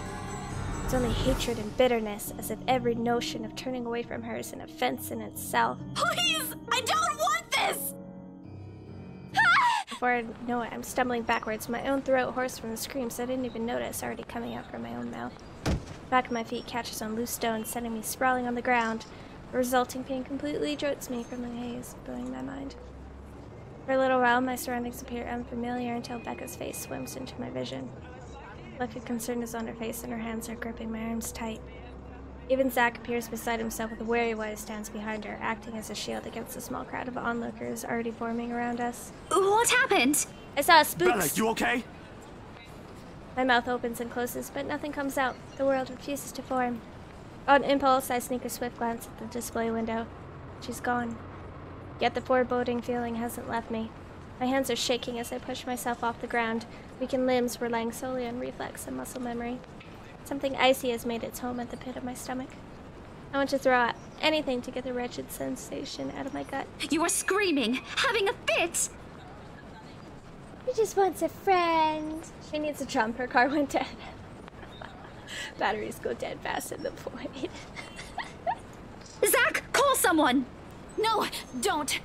I'm good. I'm good. I need to get to the office.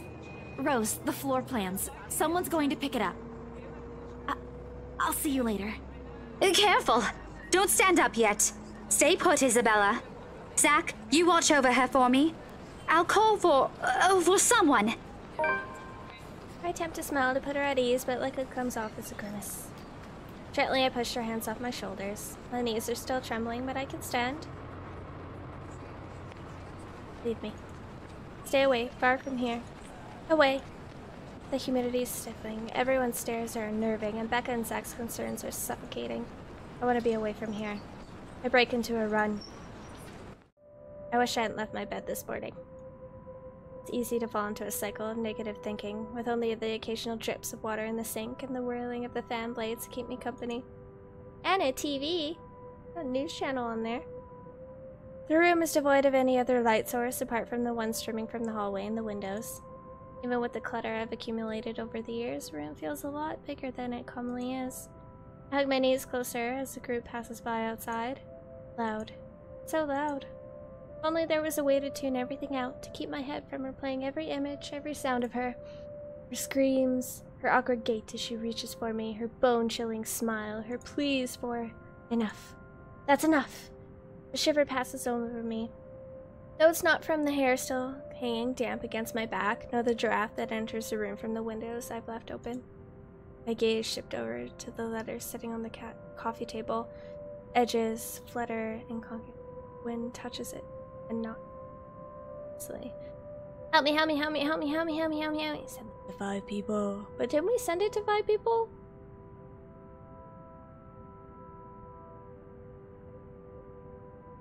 There's only 4? Hannah saw it. Didn't Rose see it too?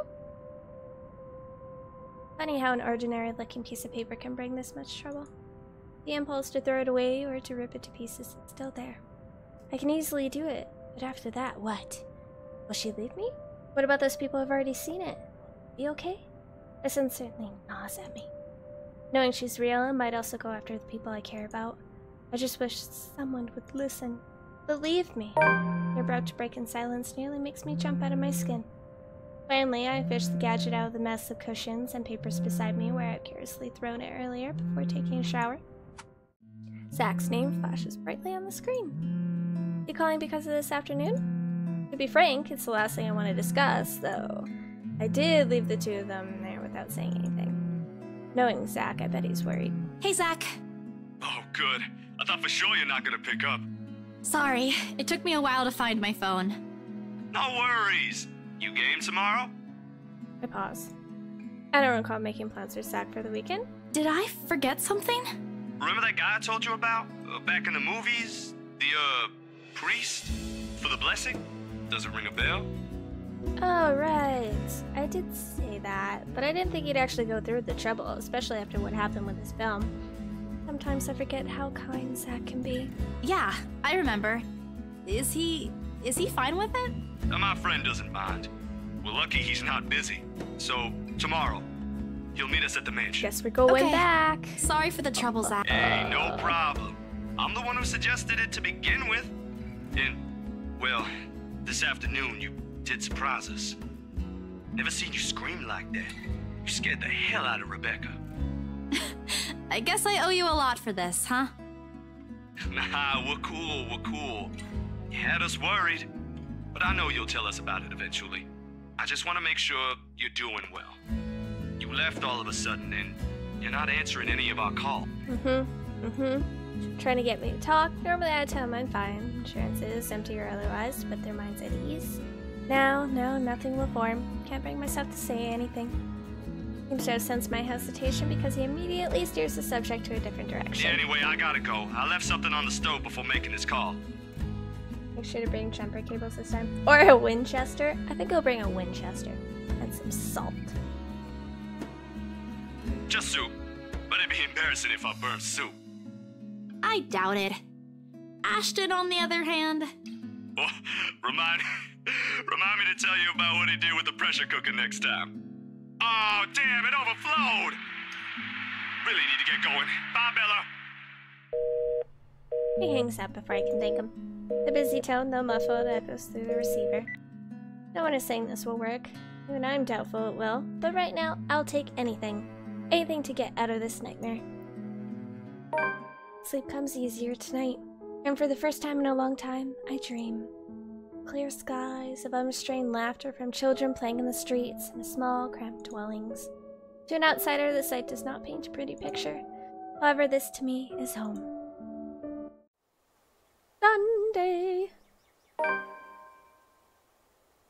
Morning dawns, bright and clear, the following day. Although the air is still muggy and I miss the chilly autumn weather, it's one of those rare weekends when I'm up even before my alarm rings. If it isn't for Zach's call last night, I'll probably sleep in. When 9 a.m. rolls around, I'm already on my way to Ermengarde Mansion. To think I have to go back again, I'll be lying if I say I'm excited at the prospect of entering that place once more. I don't have to anymore. Rose happily gave me the paperwork duty when I volunteered. We're on the last phase of the sale, too.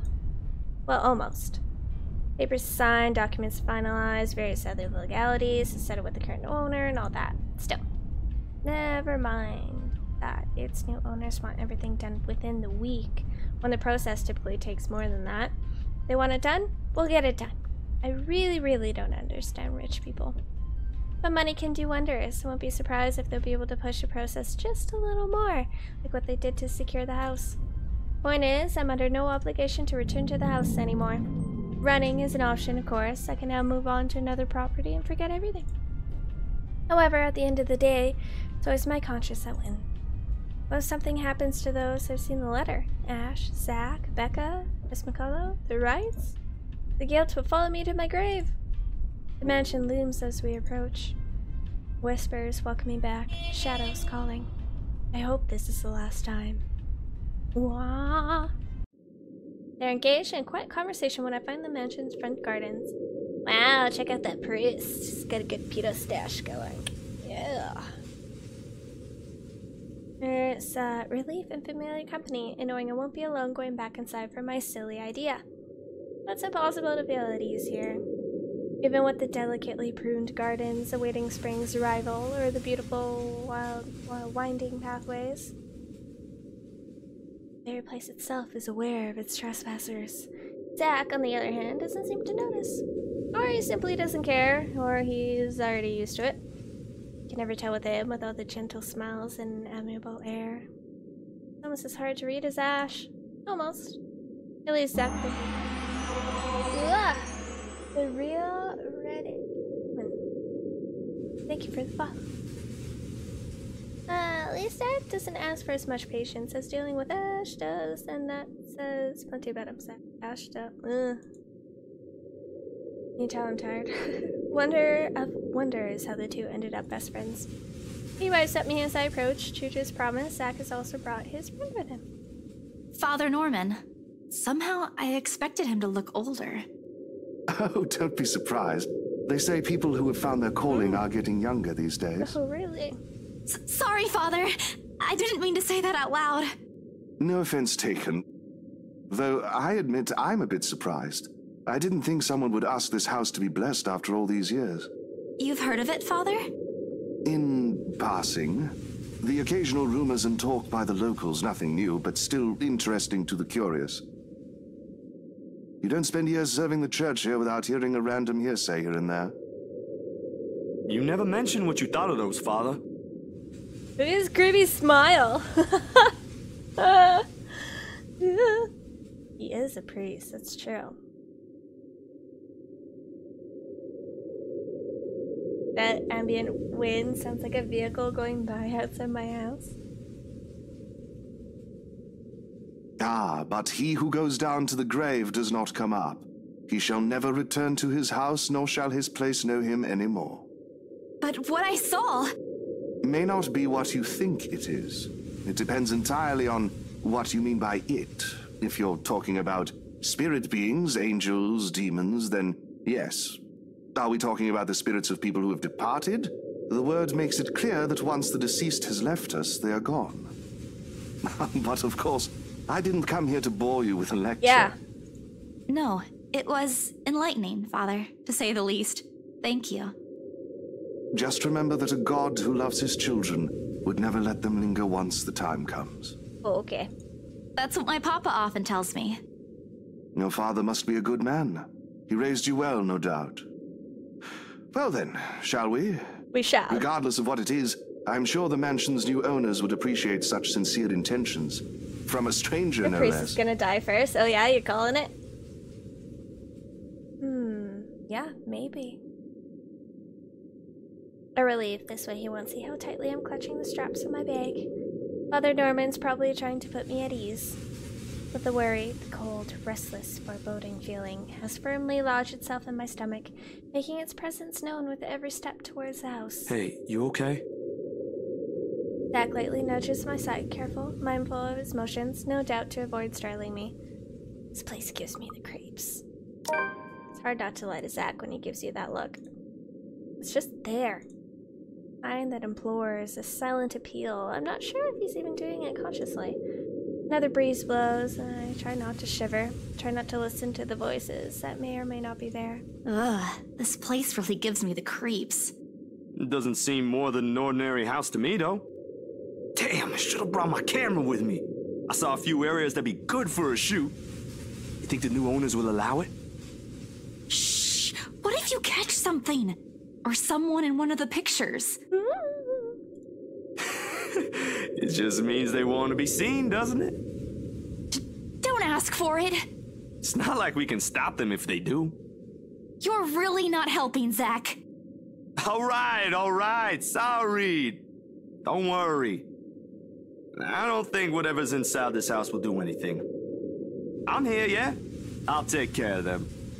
Or You're not that scary, but thanks. I'll be sure to run behind you if I see one. Push him. Push him toward it and run. Use him as bait. Ridiculous talk, though the temporary reprieve it lends is more welcome. He offers me a smile in return, the least he can do. And with a slight motion of his head, he gestures for us to move ahead, while my own fears are left forgotten for the time being. Things inside my bag clatter softly against each other while I wrestle for the keys to the mansion. Should have heard the telltale jingle by now, but didn't I put in my bag last night? Seconds later, I'm sitting on my heels. One after another, I'm taking everything out from every pocket, every slip. Be a pain to put everything back later, but I'm sure it's just underneath these. Nothing. Oh man, of all the times to forget. Is something the matter? No, I'm sorry, Father. I think I left the key. No use coming up with excuses right after they're both taking the time to go through this far away from the city. With a heavy sigh, I grab the door handle to pull myself up. String of apologies ready at the tip of my tongue. Careful, Bella! We've spoken with the current owners. Well, technically, you're not yet the owners, but... Brief moment of confusion, and then I'm falling. The momentum of the door swinging open pulls me back, first into the mansion's foyer, before I can make sense of what's happening. Ow, ow, ow, my back. She's always falling down, that girl. Hi, Chow. What are you doing? Hi.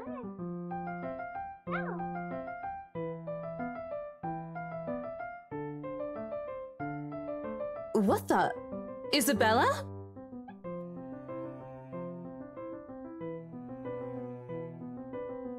No time to nurse my bruised back or make up excuses, because the next thing I know, Zach's gently pulling me right by my arm. Rose looks down at me with a mixture of relief and apprehension. Ah, sheesh. Good going, Isabella. Right after you volunteered to work on the papers. Getting me covered in hair. I'm standing behind her. Ma'am Hannah! Mr. Wright! Yes, what's up? I'm just here with a priest. It's no problem, right? Oh, Isabel. We always meet in the most interesting circumstances. Good thing I'm wearing black.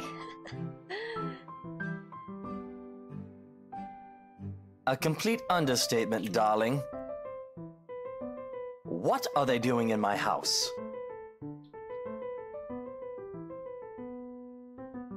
Yeah. He waves his hand towards Zach and Father Norman like their presence is a blasphemy against his own. I thought you said you wanted to do paperwork duty. What are you doing here? Like a deer caught in the headlights. Unfair, Rose. That's putting me on the spot. Seeing their expectant looks, they made no other choice but to answer. The reason why I'm here? Well, spit it out, Lily. We don't have all day. Wow, my name's not fucking Lily. I'm just here to make sure everything is fine before you move in. I'm so sorry, Mama. You said I'd go to hell if I lie. I likely will after this. Well, it is entirely a lie. I'm here to make sure no one disturbs them after they move in. Just so happens that what I'm checking for and trying to drive away is of the paranormal variety. Oh? The house appears impeccably fine to me. The grin on his face, though, when he returns his attention back to me is similar to what my Kuya Jordan often give me when he's up to something. Usually a scare prank that inevitably ends with me crying. I never did forget the way my brother sneers at me. Part of me thinks that perhaps if I hadn't been the object of his mischief in childhood, I would have grown a little braver. Come on, little Lily. Lying doesn't do that cute little face any justice. Ugh, shut up. I'm a very patient man. Now, why are you really here? Right now, in the face of an almost identical expression, perhaps even crueler than what I'm used to, the lie told falls apart. The truth is I was just thinking we could have the house blessed before move-in day. And why would we ever need to have this house blessed? For luck and protection? Yeah, she's really sounding convincing. I shrink under his scrutinizing gaze. For a second, I think that he'll start shouting at me. Instead, he laughs.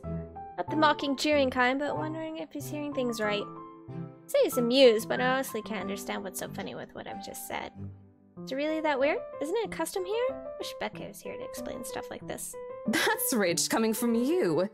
When we saw Devlin Court, you didn't... It's a small custom back home. I thought it would be nice to do something that would bring positive energy to the mansion, since this place has been empty for years. And the papers, Isabella? I hope you did those first before this. Of course I did. It's almost done, in fact. But there are some items I still have to double check before finalizing everything. You know I don't sign without a thorough inspection. And well, this is what this is for too. I just thought it would be more efficient to do both at the same time. Here, I thought you didn't want to go back. Oh, I did. A job is a job, Rose. Gotta do what you gotta do to make a living. Oh, well, if that's the case, then go ahead. No need to be so hard on her, Rosie. Rosie? I personally think it's a nice touch. I was actually thinking of the same thing, but you beat me to it. Darling, Sure. Buttercup, please. You know these things don't work. No offense meant to the holy man, of course. That does not explain the nigger, though.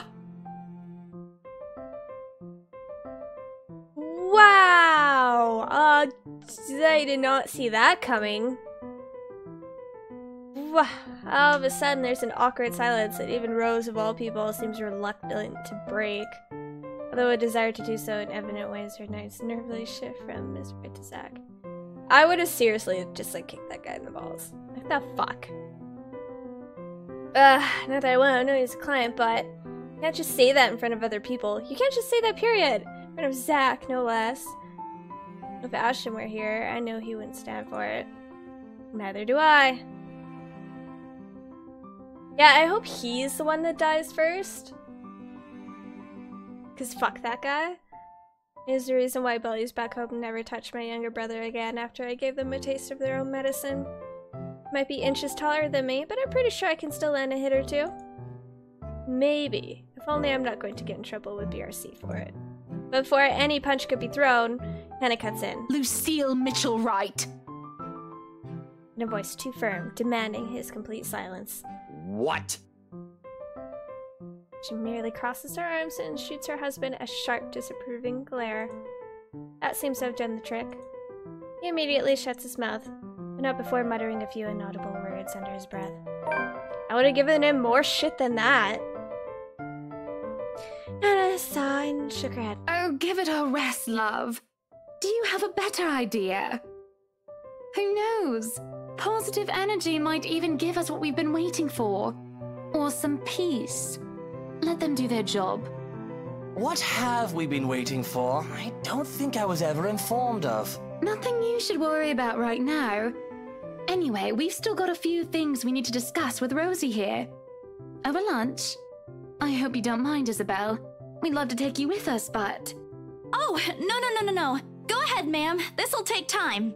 That's why there's two of us working on this. Rose looks like she's about to murder someone. Probably me. Or maybe the asshole to her side there. At least she won't be left to deal with the haunted property. She got the better end, if anyone's gonna ask me. Oh, wonderful. I hope the next time the three of us meet, it'll be over a closed deal, hmm? Of course, ma'am. Please look forward to it.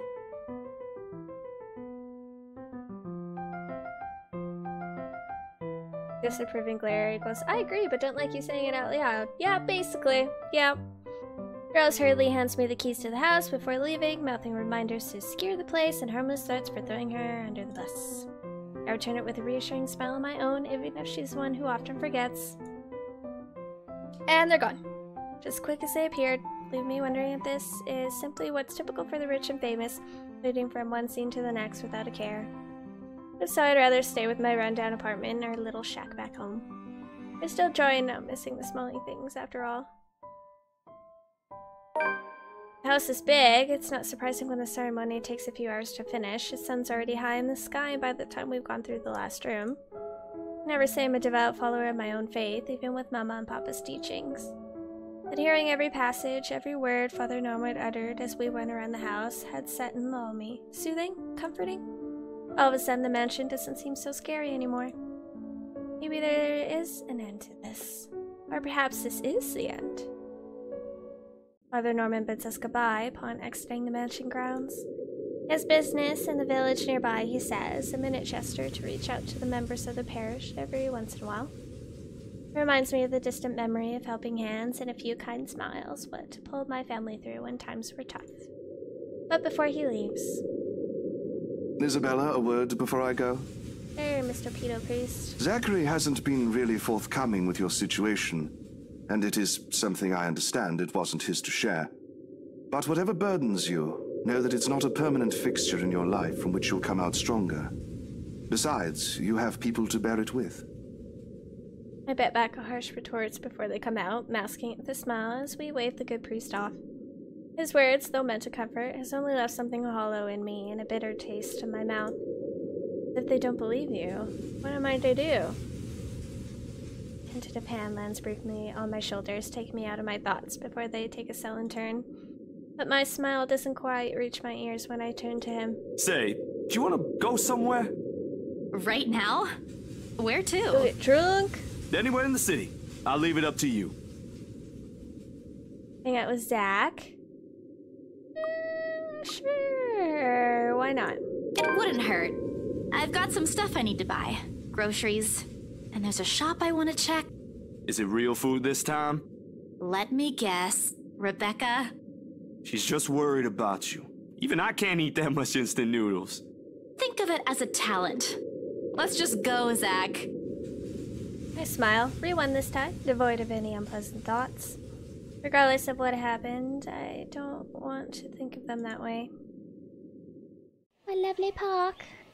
Zach has me wait on a nearby bench upon arriving prior to going off somewhere. He hasn't returned since, and it's been a good 20 minutes of being left alone entirely to my thoughts. In this weather, the city park gives off a lazier and more liquid vibe than usual. Where children are usually seen running around and playing, there are now people lying, leaning back on their picnic blankets, simply enjoying the afternoon sun.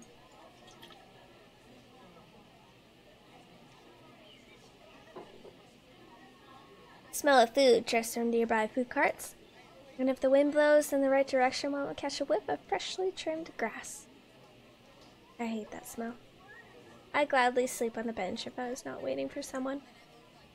Soon enough, I see his hulking figure running towards me, carrying a medium-sized box in one hand and casually waving the other at me. He's panting when he reaches my bench, sweat dripping profusely from his forehead. There's a grin on his face. Sorry, the line was really long. Really long. You didn't have to run. Sit down first. Nah, I'm good. Didn't want to make you wait for these.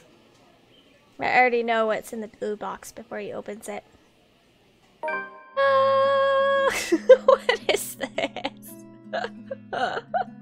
Fuck. 6 of them topped with a white cream cheese glaze. Very same I bought after I sold my first property. After I met Zach, Ash, and Becca. Funny how such a small thing can trigger a distant memory, no matter how mundane it is. Look at how magical this is! I don't say no to free food, but why is he giving me these now? What for? He leans on the empty space beside me, wiping the sweat from his forehead before answering. An apology. And his thanks for yesterday and the other day. You don't have to buy me anything, Zach. You were upset. You haven't been yourself recently, and people kind of miss that, you know? Are you just saying that, or...? No, really. Rebecca told me. You know how she is. Ashton, too. Ashton was an ass. He should have been named Ashhole instead. He went a little overboard, yeah. I can talk to him if you want. He'll still tease me about it, even if it's Rebecca telling him to stop. Besides, I can handle him. You always do. And yesterday, when you talked me through my little slump, I thought, hey, I want our old Isabella back. Are you still upset? How can I be upset? Big box of cinnamon rolls, man. People like to freely give out headaches here? What do you say? Huh? Really give him a hug? Oh, you guys are ruining the cinnamon moment. There are times when I wish Zach had been my big brother, or Becca my older sister. Maybe life would have been a little easier then. Maybe Papa wouldn't be as sick as he is. What does that have to... Maybe I wouldn't be alone here. But then again, if they are what I wish them to be, I wouldn't be here. I wouldn't have met Ash too. Life back home is tough, but for all that, I won't change it for one selfish wish. Not you, the community. Oh, the other place? Oh, you mean the workplace that you're stuck at right now? Well, maybe you sometimes. What? Wow. I see how it is. In a city of 68,000 people, I have people I can depend on. 3 of them, in fact. Well, when you think about it, when you compare the numbers to the odds of finding someone like them amidst a sea of nameless people. I'm lucky. Thanks a lot for today, Zach. You didn't have to, but you did. I can always count on you. Just me? No Ashton or Rebecca? Oh boy, they won't be happy to hear that. I don't mind being the favorite, though. Nope, no favorites. But you cook better than both of them, so that's a plus. It's always been food with you, ain't it? Always been. Don't put it like that! You're making me sound like a glutton. I'm not saying you are, but it does feel good to know there's someone I could invite for food to be able to eat all of it. Only that? I thought we were also art buddies. Oh, that too. But the food thing really stands out when you think about it. You do eat a lot for someone your, size. Low blow. I take pride in my height. That's how I feel. So, is it okay now? Do you feel better? Does it still scare you? A little. I'll be okay. I'll figure it out, somehow. It's not as bad as the other day, and Father Norman helped too. I should have brought something to thank him. Oh, we could visit him anytime. He loves hearing from the young ones. He isn't that old, is he? Don't know. He doesn't tell. I think I might have seen his face somewhere before. I just couldn't recall when or where. Ash says he looks like his boss, so the bartender at the local pub if he squints. Don't take his word for it, of course. He might have accidentally inhaled something from the forensic lab again when he said that.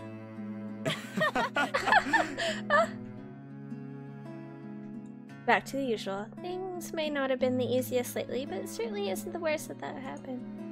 We do end up sharing the cinnamon buns between us, despite Zach's insistence that it's only for me, but more than the food, there is repose and contentment. If you need anything, just ring, okay?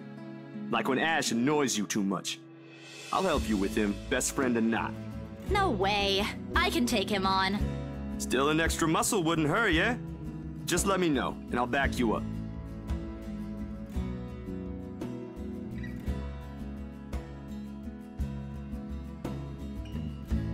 Took you a while to figure out what a Hogan leg drop was? What? Wow. Yeah, almost lost some manliness there. A woman that likes to eat and keep a figure. I hate people that have high metabolisms and can do that. Assholes. My sister knows this one thing to shut him up when he's being his usual self. Ask me what it is whenever you want, and I'll spill it. Spill it now. I don't think that's necessary, but thanks. I'll keep that in mind. You lose me with a smile and a wave. Off to some new gig again. As for me, we still need to talk, Becca, Ash, and I. But petty arguments aside, like the adults we all are. This, however, is a start, no matter how small it may be. I just hope I can keep them safe. A light wind blows again, sending dried leaves whirling, and the distinct smell of earth into the air. For the first time, the sunlight feels less harsh. Maybe a walk is good. I need to stock up my pantry, too. Come to think of it, isn't there an art store that's opened recently near the park?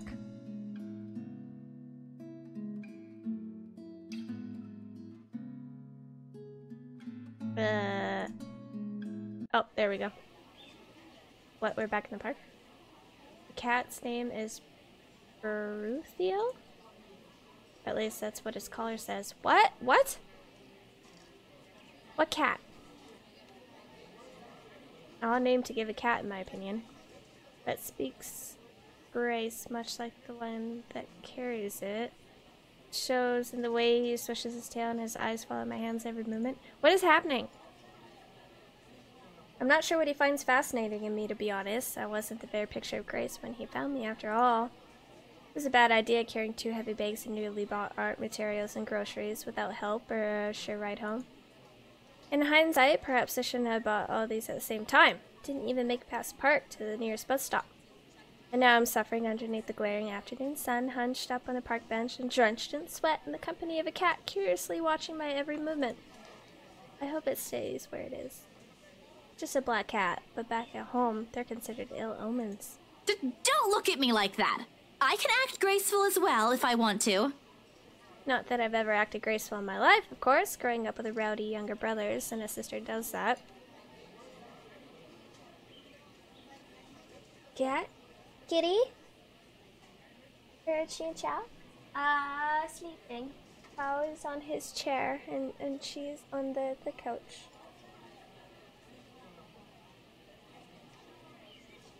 Maybe it's the opposite. Mommy used to call me a little troublemaker. Baruthio? That's from Lord of the Rings? Oh, really? Am I pronouncing that right? I don't know. Well, graceful or not, there's no use moaning. Short breather, and then I'm off home. Besides, it's like the company's pet, even if it's a cat. I'm a cat. As long as it doesn't bite. Crosses my path. Well, where's your owner, anyway? He has one, doesn't he? An owner. That's what the collar's for, isn't it? Bandage is wrapped on one of its paws, though. Wonder what happened to it. Aw, poor thing. Did he run away? Well, if you don't have one, I won't be able to take you in. My apartment doesn't allow pets. I tried to bring one home before, a cat. Not black, of course. And Rebecca threw a fit before the landlady could. Take a small packet of sweets from one of the bags lying beside me and pop it open.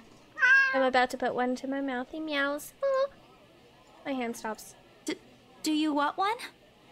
He doesn't meow again, as I'm expecting him to, but I take his unblinking gaze as a yes. Shift the piece in my palm and hold it out to him warily. He sniffs at it once, twice before. Baruthia! Oh, like a good, properly trained pet, Baruthia responds as soon as he's called. Recognition comes as soon as my head snaps up into the direction of the voice. Miss McCullough's hard to miss, what with her height. But most especially with the way she carries herself. I'm sorry. Did my cat hurt you? Oh-ho. Miss Santos, was it? I'm surprised to see you here. Nice to meet you again, Miss McCullough. Never mind the pleasantries. Were you harmed in any way? What, you think your cat's gonna hurt her? I'm sorry. Baruthiel's not exactly fond of other people. Even run away from the veterinarian right now. Oh no, he was just sniffing my hand earlier. My Baruthiel's a she. Oh, sorry. She. Pause in conversation. This can be called one. Is uncomfortable. We're merely 2 people working different jobs for the same client. Frankly, meetings like this don't happen a lot, and if it does, a simple nodding of heads is enough. Still trying to be friendly won't hurt, right? Talk about her cat? I keep my tone cordial more. I'm actually surprised you have a cat, Miss McCullough. And why exactly is that? There are a lot of people who have their own pets. Yeah, but not a black one. I'm amazed you're taking care of one. I don't understand what you're trying to get at. Is there a problem with my cat? Okay, you're pissing her off. No, not at all. She's very sweet. Just in other cultures, aren't they a sign of bad luck? Back at home it is. My grandmother used to tell several stories about it and... Nothing has happened to me so far. Displeasure is evident on her face. Of course, I've forgotten that for other people, black cats are an omen of good luck. There you go again, running your mouth off, Isabella. I rack my brain for a way to remedy this situation, but she holds out a hand. This is a good place to stop and end this conversation, don't you think so? Damn. It is good to see you again, Miss Santos. Okay. Complete dismissal, if I've ever heard one. That was awkward as fuck. I watch her as she leaves, though she stops shortly before crossing the threshold, separating the park and the street. She faces me again, looking like there's something she's forgotten to say. By the way, about the Ermengarde mansion. With my clients, it's the rights. I mean, I hope you don't mind me asking, but has the deal been finalized? There's still a few papers they need, but the house is more or less theirs now. Thank you. That's all I needed to know. Wait, about the mansion. The letter, the same one they saw. Whoever she is, she's asking for help. Someone. I want to tell Miss McCullough that the urban legends aren't just legends anymore. They're real. She's not going to believe me. Don't mind me. I need to go too. Black cats are the least adopted color. Yeah, they have, here at the SPCA, they actually have, I think it's 1 day a month, where they have, black cats that are free to adopt. You don't pay anything. Because they always have so many of them. Have a good day, Miss McCullough. We used to have a black kitty. Her name was Kathleen, and she was wonderful. She was the most snuggly cat I've ever met in my life. I used to pick up all the bakes I left on the bench and ran as far as my legs can take me. In that moment, what I'm carrying in my hands weighs far lighter than the overwhelming guilt trying to consume me. Home. I want to be home. Anywhere where I won't be reminded of the house. Of her. Of my own cowardice. The food tastes less appetizing tonight. A pity. One would think that someone who has been on continuous binge of instant noodles would find a home-cooked meal enjoyable.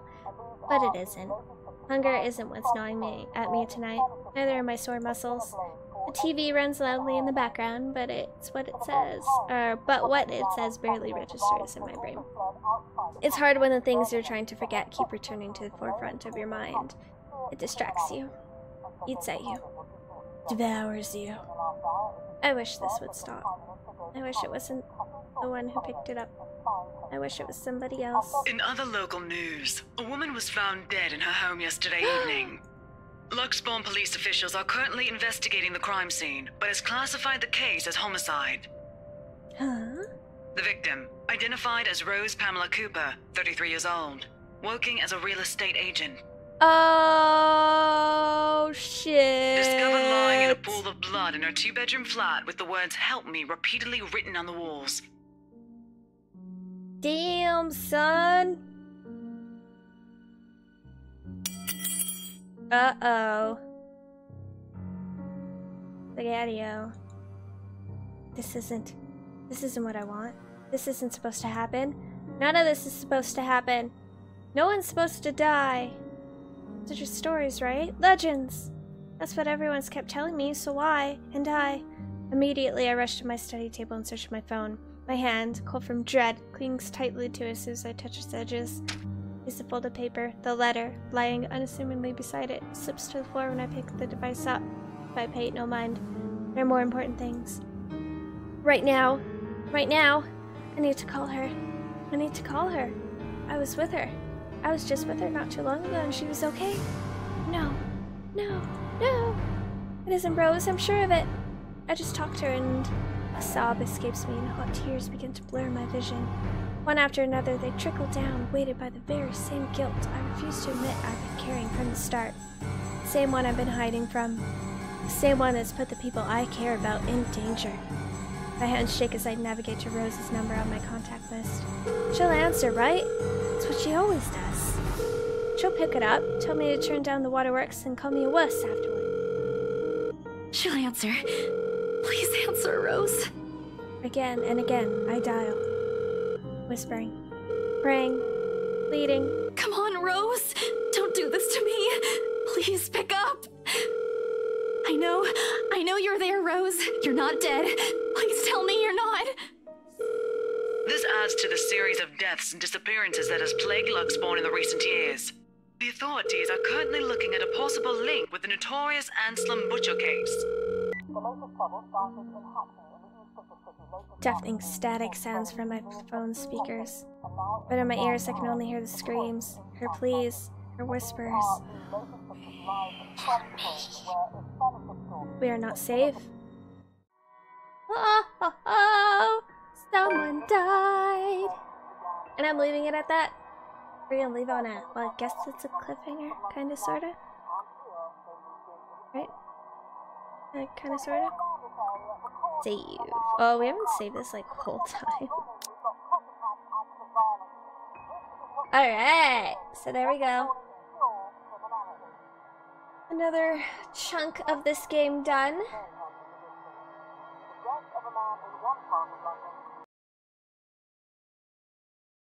And someone finally died. And it was someone we didn't think was gonna die first. Rose. I did not expect Rose dying.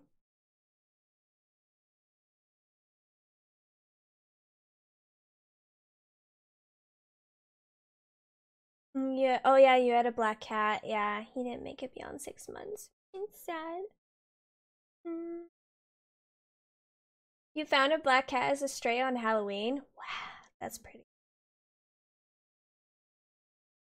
Time flies when you're having fun. I'm just glad someone finally died. How many hours have we put into this game? And that was the first time someone died. Oh my god. Yeah, I'm just like, fuck, it's taking so long. Gah.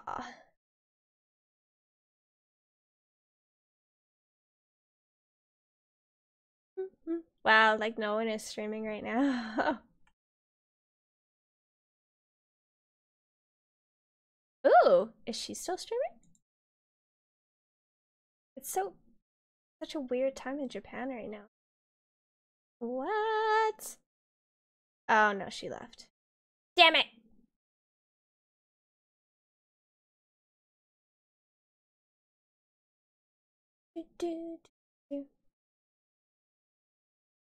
The thread is real slow. Oh my god, it's just so painful to get through all that fucking text. Like, they could cut down their conversations and descriptions by like half, and I would be happier. Let's just... Oh, Tony is streaming. Well, we might as well go raid him. Good to finally hang out. Hope there's more. Yes, there'll be more. Although I am camping this weekend. So I might not be streaming until I get back from camping. We'll see. We're gonna go raid. Ah. Oh, Mio! Didn't even there. Hi and bye. Yeah, thanks for hanging out, guys. And listening to me read a lot. Sure, it hurts. Yeah, it was fun hanging out. And we are not giving up on this game. It's finally starting to get good. People are dying. Yay! People are dying. Alright, so I'm gonna throw down that host. I hope you guys have a wonderful night / day. And I will see you next time. Bye.